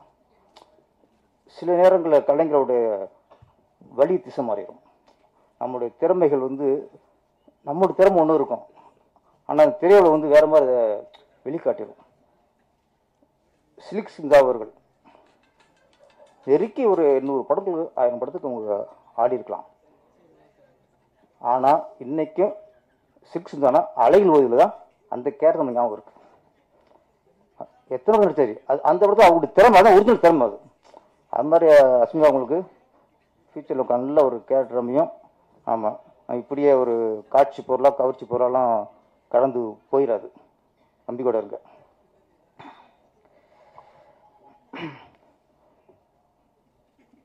தேனிசை தென்றல் தேவா சார், அவர் வந்து நம்ம வந்து இந்த ஈஸியாக நினைக்கணும். அவரை ஆராய்ச்சி பார்த்தா அவரை விட ஒரு அற்புதம் எதுவும் இருக்க முடியாது. இப்போ கோயிலில் வந்து 400 ரூபா 500 ரூபா சிறப்பு டிக்கெட் எடுத்து போவானுங்க, அவன் கிட்ட போயிடுவான். தர்ம தரிசனம் அவன் தான் உருகி போறவன். எவன் தர்ம தரிசனத்தில் 2 மணி நேரம் 3 மணி நேரம் இருந்து ஊர்ந்து போறானோ அவன்தான் இறைவனை உருகி நினைச்சு அப்படி சுமந்துட்டு போறான். சிறப்பு தரிசனமும் பக்தி இருக்கும், ஆனால் போயிடுவான். ஆனால் நீ சிறப்பு தரிசனம் கிட்ட இருக்கனாலையோ ஆண்டவன் கருணை அங்கே போயிடாது. அவனுக்கு கிட்ட இருக்கணும் ஒன்று தான், தூரம் இருக்கும் ஒன்று தான். அப்படி எல்லாத்தையும் ஒரே பார்வைத்தான் அவன் கடவுள். மனிதர்கள் அப்படித்தான். எந்த மனிதன் எல்லாரும் ஒரே மாதிரி பார்க்குறானோ, பணக்காரன் ஒரே பார்வையிலும் ஏழையில ஒரே பார்வையில் பார்த்தா அவன் இறைவனுக்கு சமம். தேவாசுர ஏன் அதிசயம் அற்புதம் சொன்னா, அவர் ஒரு பக்கம் பாட்ஷா, அண்ணாமலை, பெரிய பெரிய படங்கள் உச்சத்தில் இருக்காரு. அந்த நேரத்தில் ஒரு பக்கம் பாட்ஷாவுக்கு இசையமைப்பாரு, மறுநாள் பார்த்தா புது டைரக்டர் புது ப்ரொடியூசர் அங்கேயும் இசையமைப்பார். தேவாசர் ஒரு ஆள் தான் எவ்வளவு உச்சத்தில் இருந்தாலும் எல்லாத்தையும் சரிசமம் பார்த்தவர். ஒரு புது ப்ரொடியூசரு புது இயக்குனர் ஈஸியா எளிதா போய் ஒரு பார்க்கக்கூடிய இசையமைப்பாளர் யாருன்னா அவர் தான். சிலர் புது டைரக்டர் புது ப்ரொடியூசர்னா ஒரு இசையமைப்பாளர் அப்பம் தான் முடியாது, இசையமைக்க வைக்கிற அடுத்த விஷயம் மீட் பண்ண முடியாது, எல்லாத்தையும் விசாரிப்பாங்க. அப்போ சின்ன டைரக்டர் சின்ன ப்ரொடியூசர்னா நோ அப்பாயின்மெண்ட். இங்கே அப்படி இல்லை, அவங்களுக்கு தான் முதலிடம். சின்ன ப்ரொடியூசருக்கும் சின்ன இயக்குனருக்கு தான் முதல்ல பார்ப்பார். ஏன்னா நிறைய பேர் அவரோட அருமை தெரியாமலே திரையுலகம் இருக்கு சார். முதல்ல திரையுலகம் சார்பாக எல்லா இயக்குனர் சார்பாக நானும் புது டைரக்டர் இருந்து வந்தவன் தான். எல்லா சார் உங்களுக்கு நன்றி சார். 80-90களில் நிறைய ஹீரோக்கள் இளையராஜா மியூசிக் பண்ணாதான் நடிப்பேன். அவர் மியூசிக் இல்லைன்னா காட்சி கொடுக்க மாட்டாங்க, அப்படி இருந்த காலம் உண்டு. அண்ணா அந்த நேரத்தில் ஒரு பக்கம் ரஜினி, ஒரு பக்கம் கமல், விஜயகாந்த், சத்யராஜ் பக்கம் போயிட்டு இருக்கு, முரளி, ராமராஜன், எல்லாருக்கும் இளையராஜா. அப்போ 2 பேர் வளர்றாங்க சார், அடுத்த ஜென்ரேஷன். ஒரு பக்கம் விஜய், ஒரு பக்கம் அஜித். விஜய் படத்துக்கு தொடர்ந்து இசையமைத்து அவரை வெற்றி போகிற ஹீரோ ஆக்குனவர் தேவா சார். எல்லா படம் ஹிட்டு. இந்த பக்கம் அஜித் ஆசை, இன்னொரு படம் ஆசையில் அத்தனை பாட்டும் அற்புதம் கேட்டு போனோம். அப்போ இளையராஜா இருந்தா தான் ஒரு ஹீரோ உருவாக முடிகிற காலகட்டத்தில் ஒரு தலையின் தளபதி உருவாக்குனவர் தேவா சார். இன்னைக்கு இந்த படத்துக்கு P2க்கு தேவா சார் மாதிரி இசையமைச்சு இந்த படத்துக்கு மிகப்பெரிய ஒரு பலம். இப்போ நிறைய பேர் ஆரம்பத்தை வெளிப்படுத்தினாங்க. சினிமாவுள்ள சூழ்நிலை ஒன்று புரிஞ்சுக்கணும் சார். ஸ்ட்ரைக் அப்படின்னால யார் பண்ணுவா? தொழிலாளர்கள் பண்ணுவாங்க. லேபர்ஸ் தான் ஸ்ட்ரைக்குங்கிறது எப்பவுமே இது வரைக்கும் நம்ம பார்த்து வந்த ஒரு காலகட்டம். முதலாளிங்க ஸ்ட்ரைக் பண்ணுறாங்கன்னா நம்ம அதை கவனிக்கணும். ஏன் அவங்க பண்ணுறாங்கன்னா அப்போ எந்த அளவுக்கு அவங்க நொந்து போயிருப்பாங்க, எந்த அளவுக்கு அவங்க நொடிச்சு போயிருப்பாங்க. அவங்க ஸ்ட்ரைக் பண்ணுற அளவுக்குன்னா இப்போ சினிமா எந்த லட்சணத்தில் இருக்கு. ராஜசிம்மன் அவருடைய ஆதங்கத்தை வெளிப்படுத்தினார். ஓகே, அவருக்கு இது சும்மா வந்து இது ஒரு ஃபோர்ஸாக பேசுகிற விஷயம் இல்லை. அவர் பேசும்போது தெரிஞ்சது இது மேடைக்காக பேசுகிறதோ அதுக்காக இல்லை. அது அந்த மனசு காயப்பட்டிருக்கு. அந்த காயத்தின் வலி வார்த்தையாக வெளியே வந்துருச்சு. அவ்வளோதான். நான் என்ன சொல்கிறேன்னா ஒன்றே ஒன்று தான் சார். ஒரு தயாரிப்பாளர் நல்லா இருந்தால் தான் சினிமா நல்லா இருக்கும். ஒரு தயாரிப்பாளர் லாபம் அடைந்தால்தான் இந்த தொழில் சுமூகமாக நடக்கும். ஒவ்வொரு புதுசராக அழிஞ்சிட்டே இருந்தானா நான் என்ன மிஞ்சும்? இங்கே ஏவி படம் எங்கே எடுக்கிறாங்க? கவிதையில் படம் எடுக்கிறாங்களா? வாங்கி படம் எடுக்கிறாங்களா? தேனாடர் பிசி படம் எடுக்குதா? லட்சுமி முகேஷ் படம் எடுக்கிறாங்களா? சூப்பர் குட்டு பிலிம்ஸ் படம் எடுக்குதா? ஒரு காலத்தில் இந்த தமிழ் திரையுள்ள கட்டியாண்ட இத்தனை பேனர்லாம் என்ன சாச்சு? இந்த நிறுவனம் எங்கே போச்சு? ஏன் அழிஞ்சிச்சு? ஏன் படம் எடுக்க மாட்டேங்கிறாங்க? ஏன் பயப்படுறாங்க? அப்ப சினிமா பத்தி தெரியாம புதுசா வந்து அழிஞ்சிட்டே இருப்பாங்க. நம்ம ஒருத்தர் அடிச்சுட்டே இருப்போம். ஒருத்தர் அழிவா, இன்னொருத்தர் வருவா, ஒருத்தர் அழிவா, இன்னொருத்தர் அழிவா. எத்தனை காலத்துக்கு? அது எப்பதான் தயார் பசங்க உஷாராகணும். அவங்களுக்கு ஒரு ஒரு கட்டத்தில் ஒரு விழிப்புணர்வு வரும்ல. அப்ப அவங்க நம்மளை காப்பாத்துக்குங்கிற ஒரு ஒரு ஒரு முடிவுக்கு வருவாங்கல்ல. அந்த நேரம் தான் இது. நான் ஒன்றே ஒரு ப்ரொடியூசரை நல்லா இருக்கணும்னு அந்த படத்தை நடிக்கிற நடிகை நினைக்கணும் சார். அந்த படத்தை இயக்குனர் நினைக்கணும். இந்த தயாரிப்பாளருக்கு இந்த படத்தில் லாபம் கிடைக்கணும் அப்படின்னா அந்த டைரக்டர் மாசம் நினைக்கணும், எடிட்டர் நினைக்கணும், ஒளிப்பதிவாளர் நினைக்கணும், ஜூனியர்ஸ் நினைக்கணும், செட்டால் நினைக்கணும், சாப்பிட பரிமாறுறாங்கல்ல ப்ரொடக்ஷன்ல அவங்க நினைக்கணும். ஒட்டுமொத்த பேரும். ஏன்னா அவர் தான் நமக்கு முதலாளி. அவர் குணம் நிறையா இருக்கலாம், அது பிரச்சனை இல்லை. அவங்க பணம் கொடுக்குறவங்க முதலாளி சார். முதல்ல டேரக்டர் எல்லாரும் இந்த படத்துல ஒரு லாபம் கிடைக்கும்னு நினைச்சாதான் அது ஆரோக்கியமான சினிமா. அவன் எக்கடி கட்டு போறான், ஒரு ஏடிஎம் மிஷின் தான் அடிச்சோம்னா சினிமா அழிஞ்சிடும். இப்பதான் தயாரிப்புக்கு ஒரு இது வந்திருக்கு. கட்டுக்கோப்பை கொண்டு வரணும், ஒரு நெறிமுறைக்கு உட்படணும். பேசுங்க, சீரமைங்க. ஆனா நம்ம ஒட்டுமொத்த சங்கமும் தயாரிப்பாளர் சங்கம் அப்படிங்கும்போது அதை மதிக்கணும். ஏன்னா அதுதான் சினிமா வாழ வைக்கிறது, எல்லாத்துக்கும் படி இழக்கிறது அதுதான்.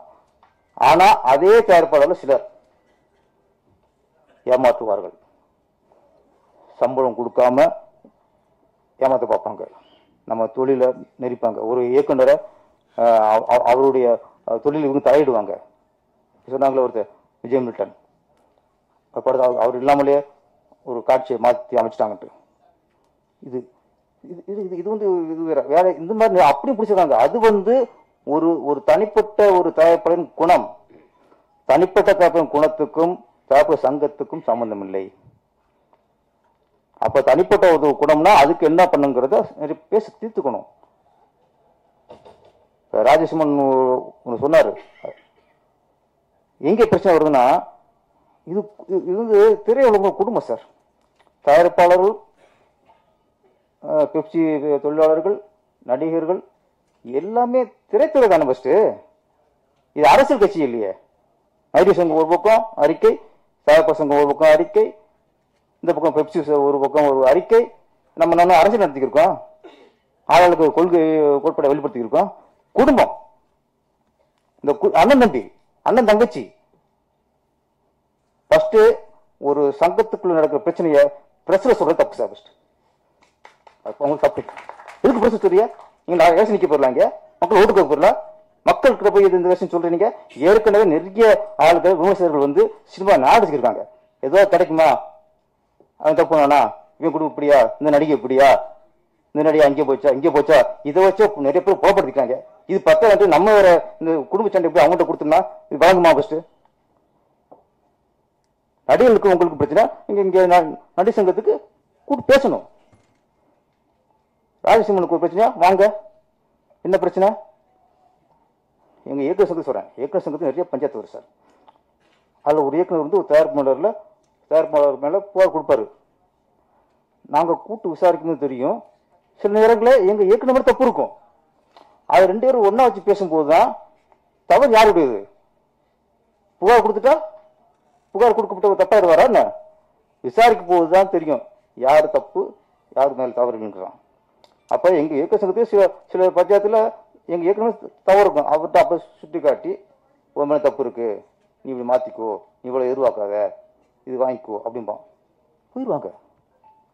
எந்த இயக்க சங்கம் எத்தனையோ பிரச்சனை வந்துருக்கு சார். இவ்வளவு இது வரைக்கும் பிரச்சனை வந்து கொடுத்தது இல்லை. நாங்கள் அந்த வகையில் இயக்க சங்கத்தை நினைச்சு நான் பெருமைப்படுறேன். எங்க இயக்க சங்கத்தில் ஒரு இது இருக்கு, தேர்தலே எங்க தேர்தலில் போஸ்ட் ஓட்டுறதோ மீடியாவில் போய் பேசுறதெல்லாம் அதெல்லாம் கூடாது. அது தேர்தல் அறிக்கையில நாங்கள் வந்து போட்டிருக்கோம்.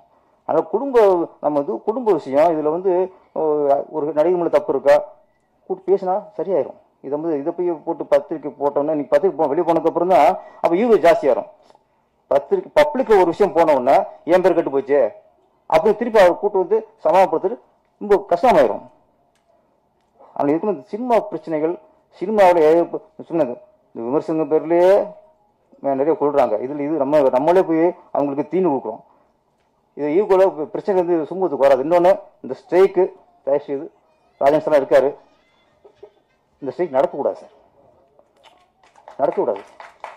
ஒரு முதலாளி ஸ்ட்ரைக் பண்ணாங்கிற ஒரு வரலாறு நம்ம தமிழ் திரையில் வந்துடக்கூடாது. அது மிகப்பெரிய அவமானம். இன்னொன்னு அதுல பாதிக்கப்படுறது தயாரிப்புல பாதிக்கப்படுவது அதிகம் பாதிக்கப்பட போறதில்ல. பாதிக்கப்படுறது யாருன்னா திரைத்துறை தொழிலாளர்கள் தான். அவங்க தான் தினக்கூலிகள் தான். அன்னன்னைக்கு சம்பளம் வாங்குறான் பாருங்க. நீங்க 4 மாசம் 5 மாசம் ஸ்ட்ரைக் போட்டீங்கன்னா அவன் சவுத்துக்கு என்ன பண்ணுவான், அவனுக்கு என்ன வருமானம் பண்ணுவாங்க. அதனால ஸ்ட்ரைக் நடக்கக்கூடாது அப்படின்னு நான் ஆண்டவனை வேண்டிக்கிறேன். ராஜேஷ் சார் அதெல்லாம் பார்த்துக்குவாரு. P2 படம் மிகப்பெரிய வெற்றி அடையணும். இதுல வந்து ஹார்ட் ஒர்க்கு நம்ம டேர்ல தெரியுது. சிவத்தோட ஹார்ட் ஒர்க்கு நம்ம கேமரா வெற்றி வந்து உண்மையிலேயே ரொம்ப சில சாசனம் பிரமாண்டமா இருக்கு. இந்த படத்தை நடித்த கதாநாயகன் எல்லாருக்கும் இந்த படம் பேர் வரணும். அந்த நின்னே சரணடைந்த பாடல் ரொம்ப நல்லா இருந்துச்சு சினேஷ் சார். ஆனா சாங்க தனியா கேட்டு வச்சுக்கல, எங்க விசுல வேற நின்னே சரணடைந்தேன் காதலாங்கும் போது விசு வேற மாதிரி இருக்கும். ஆனா இந்த கதைக்கு ஏற்ற மாதிரி நம்ம சிவன் வந்து அதையும் கிளிகள் பாக்கிட்டாரு. ஆமா நம்ம வேற மாதிரி நினைச்சுக்கிட்டு இருக்கோம், இவ நினைவு வச்சுட்டாரு. ஒரு படத்துக்கு ஏற்ற மாதிரி அவங்க அமைச்சுக்குவாங்க. இந்த படம் மிகப்பெரிய வெற்றி அடையணும். ராதியா மேடம், ஜானி மாஸ்டர் எல்லாரும் உழைப்பும் வீண் போகாது. எல்லாரும் வெற்றி கிடைக்க. நன்றி, வணக்கம். தயாரிப்பாளர் அவர் யார் துரோகம் பண்ணார் மட்டும் சொல்லாம ஒட்டுமொத்த ப்ரொடியூசரை எது தப்பு பண்ண மாதிரி ஜென்ரலா பேசிட்டு போயிட்டாரு. தம்பி, உங்களுக்கு துரோகம் பண்ணவன் தப்பு, அது எப்படி துரோகம்லாம் தெரியாது. இது ஒரு ப்ரொடியூசர் நடத்துற விழா. அவர் என்ன கஷ்டப்பட்டாருன்னு நீங்க அவரை பார்த்த கேட்டா தான் தெரியும். ஒட்டுமொத்தமா பேசிட்டு ப்ரொடியூசர் கவுன்சில் தலையிடல. நீங்க கவுன்சில்ல போய் கம்ப்ளைண்ட் பண்ணீங்களா? கோச்சிக்காதீங்க, ஒரு அண்ணனா கேட்கிறேன். எத்தனை மெம்பர் இருக்காங்க? 2000 மெம்பர் இருக்காங்க. எவ்வளவு பிரச்சனை, படம் எடுக்கிறோம் 200 பேர் எடுக்கிறான், எத்தனை பிரச்சனை வரும். அப்ப ப்ரொடியூசர் கவுன்சில வந்து கேட்கும். நாம போ நடிகர் சங்கம், நீங்க நடிகர்னா நடிகர் சங்கம் போகணும். இப்ப பாருங்க, நீங்க இந்த தம்பி நம்ம நல்லா பேசுனீங்க, பட் திருட்டு விசிறிய பத்தி லைக்கா பத்தி பேசுனீங்களே. பர்மா பசார்ல போய் கலவரத்தை பண்ணி அடிச்சு நொறுக்கி 5 நாள் ஜெயில இருந்த கே ராஜனை அவனா அழிச்சானா? ஒரு ஆதரிச்சானா? செய்யவே மாட்டான். நீ தலையிட்டினா என்ன பண்ணுவாங்க பின்னால? அவர் எதுக்கு அங்க போறாரு? நானா போனேன். உலக நாயகன் எனக்கு போன் போட்டு அவரு போய் கலவரம் பண்ணி அங்க வெட்டு குத்தாயி அவரு ஓடி போய் செக்ரட்டரியேட்டு கிட்ட இருந்து எனக்கு போன் பண்றாரு. திருப்பி ஓடும் போது பர்மா பசார்ல என்ன வெட்டிட்டாங்க, கலவரம் ஆயிடுச்சு, நீங்க பாப்பா. அப்ப நான் தமிழ் திரைப்பட பாதுகாப்பு கழகம்னு ஆரம்பிச்சு திருட்டு விசிடி தயாரிக்கிறவன் விக்கிறவன் கடையெல்லாம் அடிச்சுக்கிட்டு இருக்கேன். ரவுடிசம் பண்ண போலீஸ் என்ன எச்சரித்தது. கவலைப்படல, என் சினிமா அழிச்சுக்கிட்டு இருக்கீங்க, அவனை அடக்க குண்டர் சட்டல போடுன்னு போராடி 5 நாள் ஜெயிலுக்கு போன சினிமாக்காரர் யாருன்னா இருக்கானா? அது மட்டும் இல்ல, 9 படம் எடுத்து 3 கோடி லாஸ் ஆன. அதுல டபுள்ஸ் ஒரு படம், பிரபுதேவா மீனா, இந்த என் தம்பி தேவாவின் மகன் ஸ்ரீகாந்த் எங்க செல்ல பிள்ளை, அவனை மியூசிக் டைரக்டரா போட்டேன். ஃபர்ஸ்ட் பிக்சர் நான் தான் போட்டேன். அடுத்த நினைக்காத நாளில் பார்த்திபன் தேவனே, என் தம்பி தேவா தேனிசை தென்றல், அவர் இசை. இப்படி எல்லாம் இருக்கு. அது 2 படமே எனக்கு லாஸ். சின்ன படம் எடுத்து சின்ன லாஸ், பெரிய படம் எடுத்து பெரிய லாஸ். நானும் இந்த சினிமாவுக்காக உழைச்சிட்டு இருக்கேன். அதை விட்டுட்டு எல்லாரும் நல்லா இருக்கணும். படம் எடுக்கிறோம் முதல்ல நல்லா இருக்கணும். படம் எடுக்கிறோம் நல்லா இருந்தா சினிமா உலகமே நல்லா இருக்கும். கலைஞர்கள், வேலையாள், தொழிலாளி எல்லாரும். என் பேரரசு பேருரையாற்றினார், எல்லா சப்ஜெக்டும் தொட்டுட்டார். நம்ம பேசுறதுக்கு ஒண்ணு இல்ல, அவர் சொன்னதெல்லாம் உண்மை. ஆனா இப்ப 5 யூடியூப்ல நான் பேட்டி கொடுத்திருக்கேன். 5 நாளா என்கிட்ட வந்துகிட்டே இருக்காங்க. எதுவா இருந்தாலும் ஸ்ட்ரைக் என்பது கூடாது, பேசி தீர்க்க வேண்டும். ப்ரொடியூசர்ஸ் தம்பி ஒன்னே ஒண்ணு கேட்கிறேன், ஒரு 5 வருஷ கணக்கு எடுத்துங்க. அண்ணனை தப்பா நினைக்காதீங்க. வேதனை, எல்லா ப்ரொடியூசர் வேதனையும் என் மனசுல இருக்கு. ஏன்னா ப்ரொடியூசருக்காக நான் வாழ்ந்துகிட்டு இருக்கேன். இந்த 5 வருஷத்துல படம் எடுத்தவன் 1000 பேர் இருப்பாங்க, 1500 2000 கூட இருக்கும். அதுல எத்தனை பேர் இப்ப படம் எடுக்கிறாங்க? யார் அதுல போன வருஷம் படம் எடுத்தவங்க இப்ப யார் எடுக்கிறாங்க? ஏன் எடுக்கல? என் ப்ரொடியூசருக்கு என்னன்னா, ஒரு படம் எடுக்கும் போது பணம் போட்டு அது வெற்றி பெற்று பாதி பணம் வந்தா கூட மறுபடியும் படம் தான் ஆரம்பிப்பான். 100% திருப்பி வர வேண்டாம். பாதி பணம் திரும்பி வந்தாலும் படம் தான் ஆரம்பிப்பான். 100கணக்கான தொழிலாளிக்கு வேலை. நடிகர் எப்படி வாழ்றாங்கன்ற பத்தி எனக்கு கவலை இல்லை. அவங்க எப்படி ஒன்னா வாழ்ந்துருவாங்க. ஒரு படத்துல ஒரு 50 லட்சம் சம்பளம் வாங்கினா ஒரு 2 வருஷம் தள்ளலாம். ஆனா என் தொழிலாளி கதி என்ன? அன்னன்னைக்கு வேலை செய்ய சம்பாதிச்சாதான் அவங்க கூட பிழைக்கும். இப்ப திடீர்னு ஸ்ட்ரைக்குன்னு அறிவிச்சா அவங்க குடும்ப கதி என்ன? முன்னால விஷால் ப்ரொடியூசர் கவுன்சில் தலைவராக இருந்தப்போ கியூபு பணம் வாரத்துக்கு 8000 கட்டணும். கியூபுக்கு படம் தியேட்டருக்கு வரணும்னா கியூப் மூலமா தான் வரும்.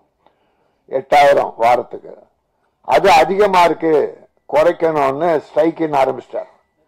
4 மாசம் ஓடிச்சு. தொழிலாளி பட்ட வேதனை. நடிகர் சங்கத்திலேயே 3000 நடிகர் ஜூனியர் ஆர்டிஸ்ட் துணை நடிகர்கள் இருக்காங்க. அவங்க வாழ்க்கை என்ன ஆகும்?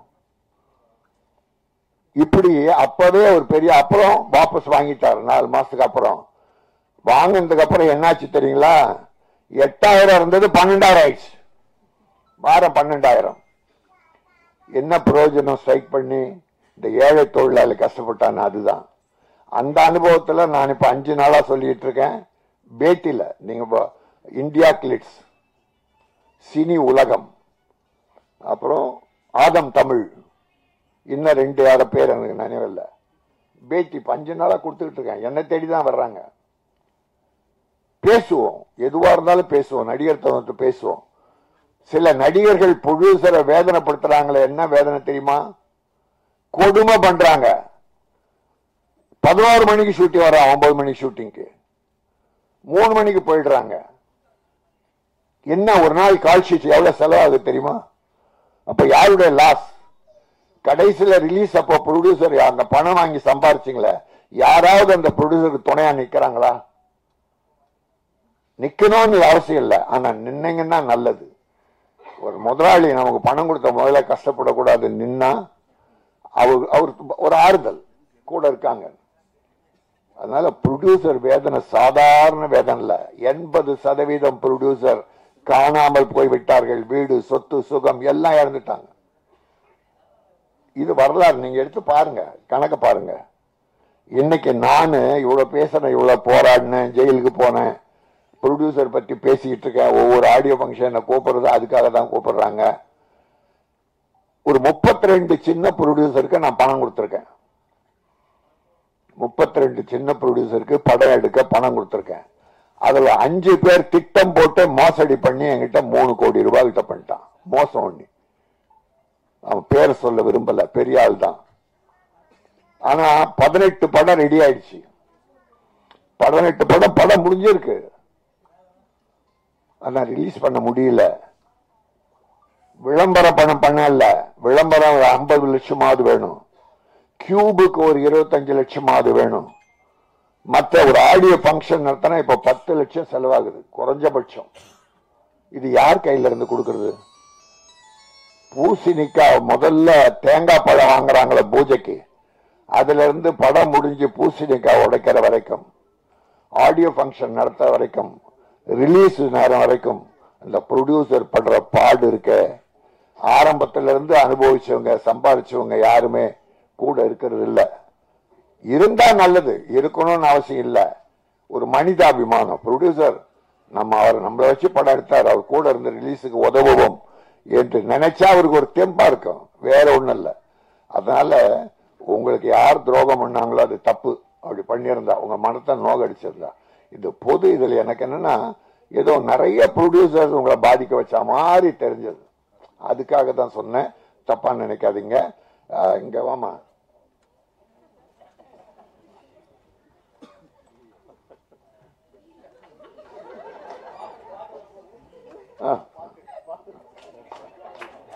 பஞ்சாபி பலகாரம் பார்த்தாலே பசியாரும். இல்ல எடுக்குது, இப்போ பசி எடுக்குது தம்பி. செய்யாத சேதாரம். நான் தானே அதுக்கு ஆதாரம். இந்த குசும பிடிச்ச சினேகர் இருக்கான் பாரு தம்பி, சத்தியமா வரிகள் பிரமாதம். 3 பாட்டு. என் தம்பி தேவா இருந்தாலே அதுல ஒரு முத்திரை, அதுக்குன்னு ஒரு பேர் இருக்கும். சின்ன ப்ரொடியூசருக்கு அவர் ஹெல்ப் பண்ணுவார் பாருங்க, அப்படி பண்ணுவார். அதுதாங்க மனிதாபிமானம். ஒரு ப்ரொடியூசர் வந்து பணத்தை எடுத்துட்டு வந்து உங்ககிட்ட வந்துட்டா அவன் பாவப்பட்டவன் இல்ல, அவ்வளவு வேதனை அனுபவிக்கணும். கடவுள் என்ன, நீ பாவப்பட்டவன், உன் பணத்தை எடுத்து எல்லாரும் கூடணும். என்ன ஆசையில படம் எடுத்தார் ராமலிங்கம்? ராமலிங்கம் என்ன அனுபவிச்சிட்டார் இதுல? தம்பி சிவம் அற்புதமா அவருக்கு ஒத்துழைச்சு பிரமாதம் பண்ணி, ட்ரெய்லர் பிரமாதம் தம்பி. இதுல வெற்றி தெரியுது தம்பி. சிவம் வெற்றி தெரியுது, ஒரு குறையும் இல்ல. பல ஆடியோ பங்கன் கலந்துக்கிறோம். ஆனா மன நிறைவோட இந்த படத்தை பார்த்தோம்.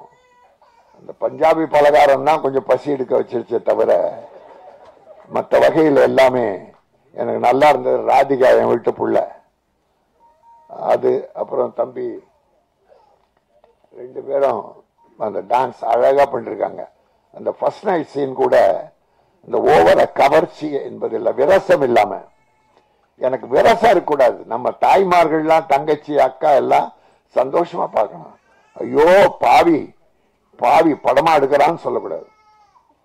அந்த மாதிரி அந்த ஃபர்ஸ்ட் நைட் சீன் கூட ஒரு சும்மா சின்ன கவர்ச்சி இருந்தது.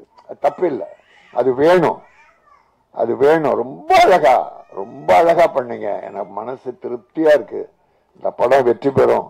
இந்த படம் வெற்றி பெற்று என் ராமலிங்கம் அடுத்து படம் ஆரம்பிக்கணும். ஆரம்பிச்சு இந்த தம்பிகளுக்கெல்லாம் வேஷம் கொடுக்கணும், கலைஞர்களை காப்பாற்றணும். இந்த கலைஞர்களே நீங்களும் ப்ரொடியூசரை காப்பாத்துங்க. எல்லாத்தையும் அனுபவிச்சுட்டு கைவிட்டு நடுத்தெருல விட்டுட்டு போயிடாதீங்க. ஆயிரக்கணக்கான ப்ரொடியூசர் அனாதையாக அலைகிறார்கள். எல்லாத்தையும் இழந்து சுகம், துக்கம், குடும்பம் எல்லாத்தையும் இழந்து அலைகிற வரலாறு என்னிடத்தில் இருக்கிறது. அதனால இப்ப இருக்கிற சினிமா ஸ்ட்ரைக், தொழிலாளர்களை பட்டினி போடாதீர்கள். பேச்சுவார்த்தை மூலம் எல்லா பிரச்சனைகளையும் தீர்த்து கொள்ளலாம். நடிகர் சங்கமம் தவறு செய்யற அந்த நடிகர்களை கண்டிக்கணும். தெரியும், நடிகர் சங்கத்துக்கே தெரியும் யார் யார் எப்படி, எல்லாரும் சொல்ல. இப்போ கார்த்திக் தம்பி இருக்குது, ஜெயம் ரவி இருக்குது, விஜய் சேதுபதி, சிவகார்த்திகேயன், இன்னும் நிறைய நடிகர்கள்லாம் டேட்டு கொடுத்தா கரெக்டா பர்ஃபெக்டா நடிச்சு முடிப்பாங்க. அவ்வளவுதான் வேணும்.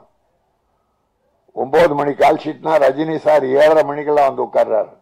அன்னைக்கு சிவாஜி கணேசன் 7:30 மணிக்கு மேக்கப் போட, அதனால்தான் காலமெல்லாம் வாழ்ந்தார்கள். இன்னைக்கு ரஜினிகாந்த் சூப்பர் ஸ்டார் பேர் எடுக்கிறாருன்னா எந்த ப்ரொடியூசருக்கும் அவர் வேதனை தந்ததில்லை.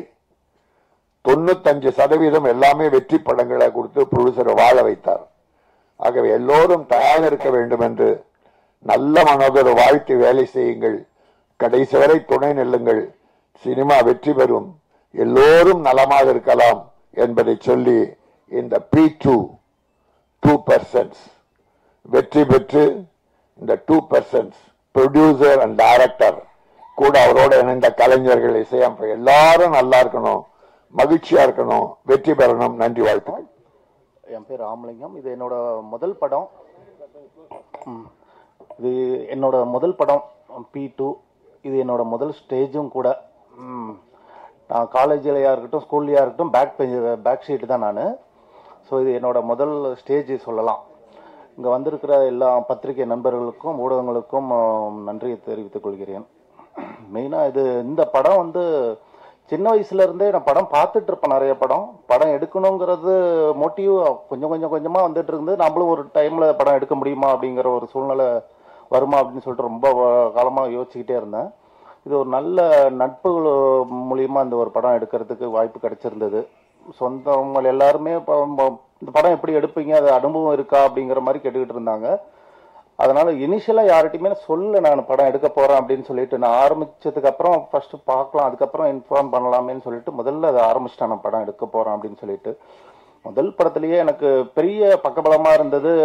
படம் கண்டிப்பா சக்சஸா பண்ணிடுவேன் அப்படின்னு சொல்லிட்டு எனக்கு கிடைச்சது தேவா சார். மெயினா எனக்கு தேவா சார் கிடைச்சது முதல் படத்துல. அப்படின்னோடனே இந்த படம் நான் கண்டிப்பா படம் எடுத்து முடிச்சிருவேன் அப்படிங்கிற ஒரு பெரிய கான்பிடென்ட் எனக்கு வந்துருது. அதுக்கப்புறம் ஸ்நேகன் சார் நிறைய எங்க வீட்டுல என் ஒய்ஃபோட இருக்கட்டும் ஸ்நேகன் சாருடைய ரொம்ப ஃபேனு.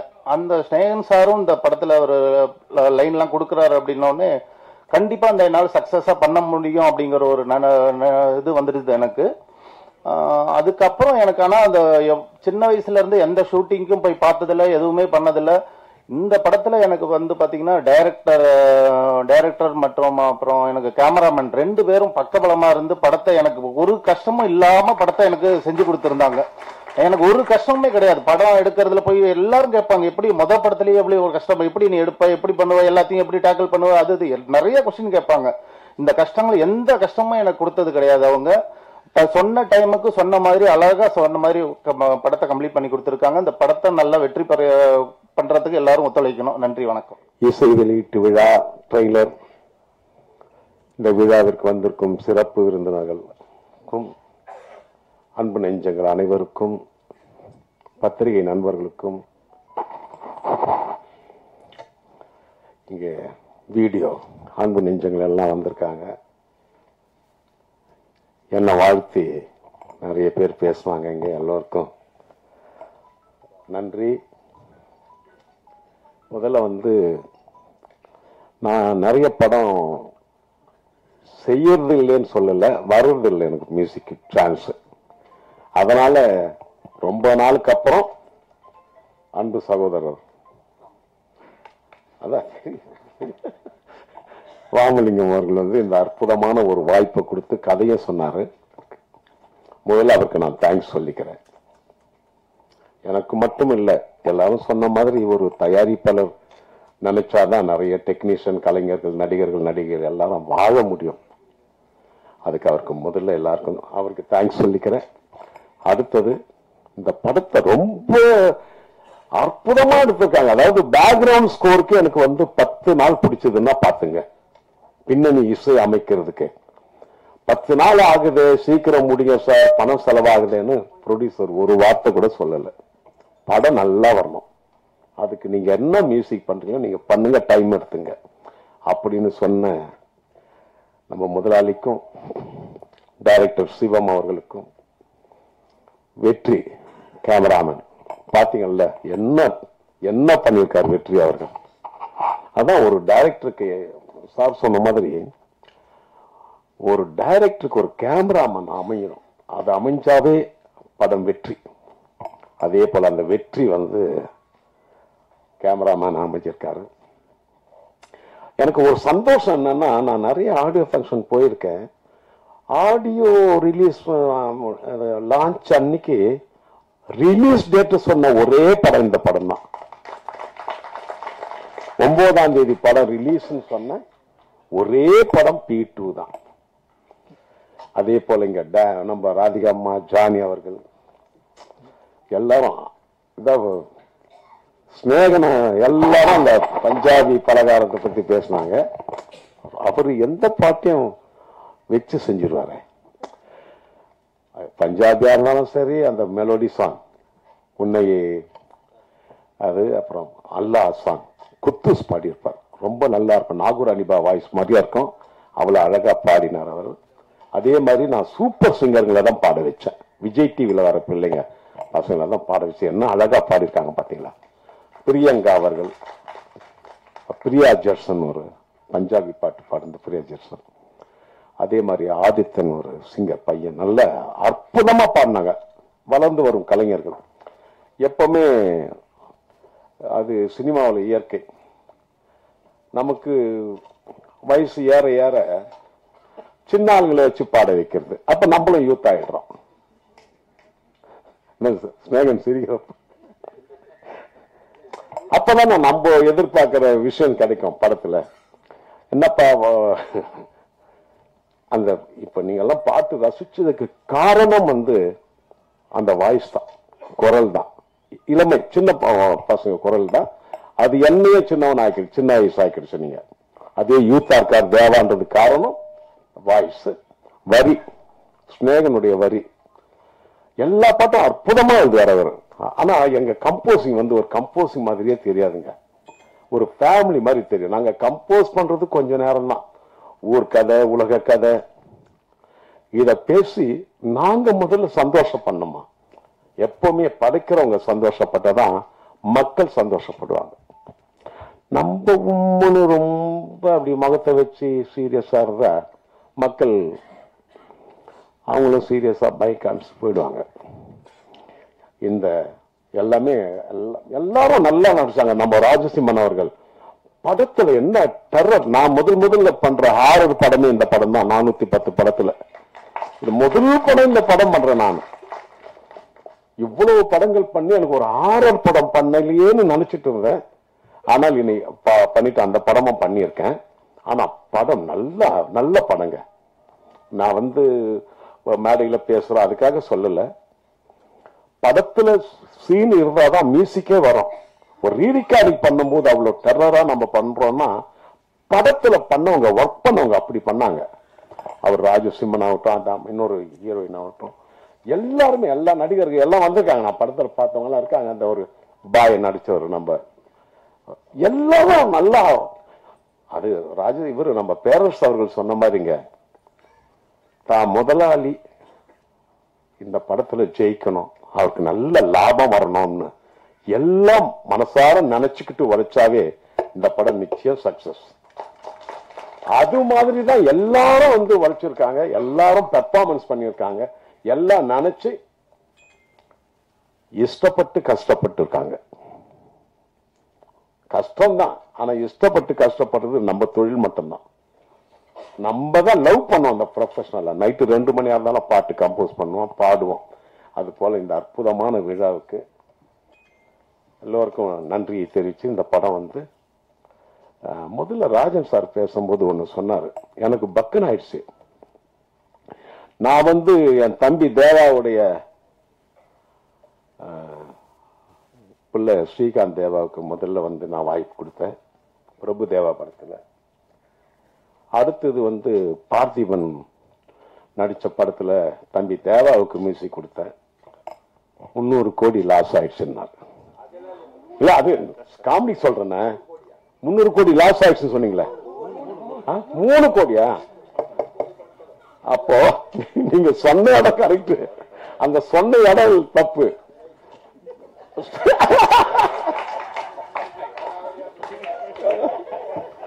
இல்ல நான் அண்ணனை வந்து நான் எப்பவுமே ஜாலியா பேசுவேன். அதான் இல்ல நீங்க எங்க பேரை சொல்லிட்டு 3 கோடி நீங்க அதுக்காக இல்ல இது ஜாலினா தப்பு இல்ல. அதெல்லாம் கணக்கான கேட்டுட்டு இருக்கேன் நான்.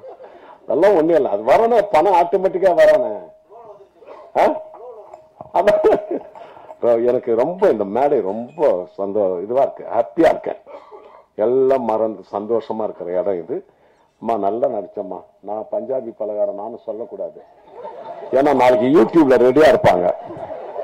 இல்ல இதெல்லாம் விட ஒருத்தர் செஞ்சுட்டாரு. உங்களை கூப்பிட்டு இங்க நிக்க வச்சு ரசிச்சு எங்க அண்ணன் பத்தி நாளைக்கு யூடியூப்ல அவர்களை கூப்பிட்டு அதுக்கு இது வேற இருக்காங்க.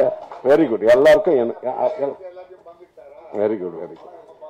எல்லோருக்கும் என்னுடைய நம்ம சிவம் அவர்கள், வெற்றி அவர்கள், ப்ரொடியூசர் அவர்கள், எல்லா டெக்னீஷியன் நடிகர்கள், சரவண சுப்பையா நல்லா என்னை பத்தி அஜித் படத்தை பத்தி பேசினார். ரொம்ப சந்தோஷம். எல்லோருக்கும் என்னுடைய வணக்கத்தை தெரிவித்துக் கொண்டு விடைபெறுகிறேன். நன்றி.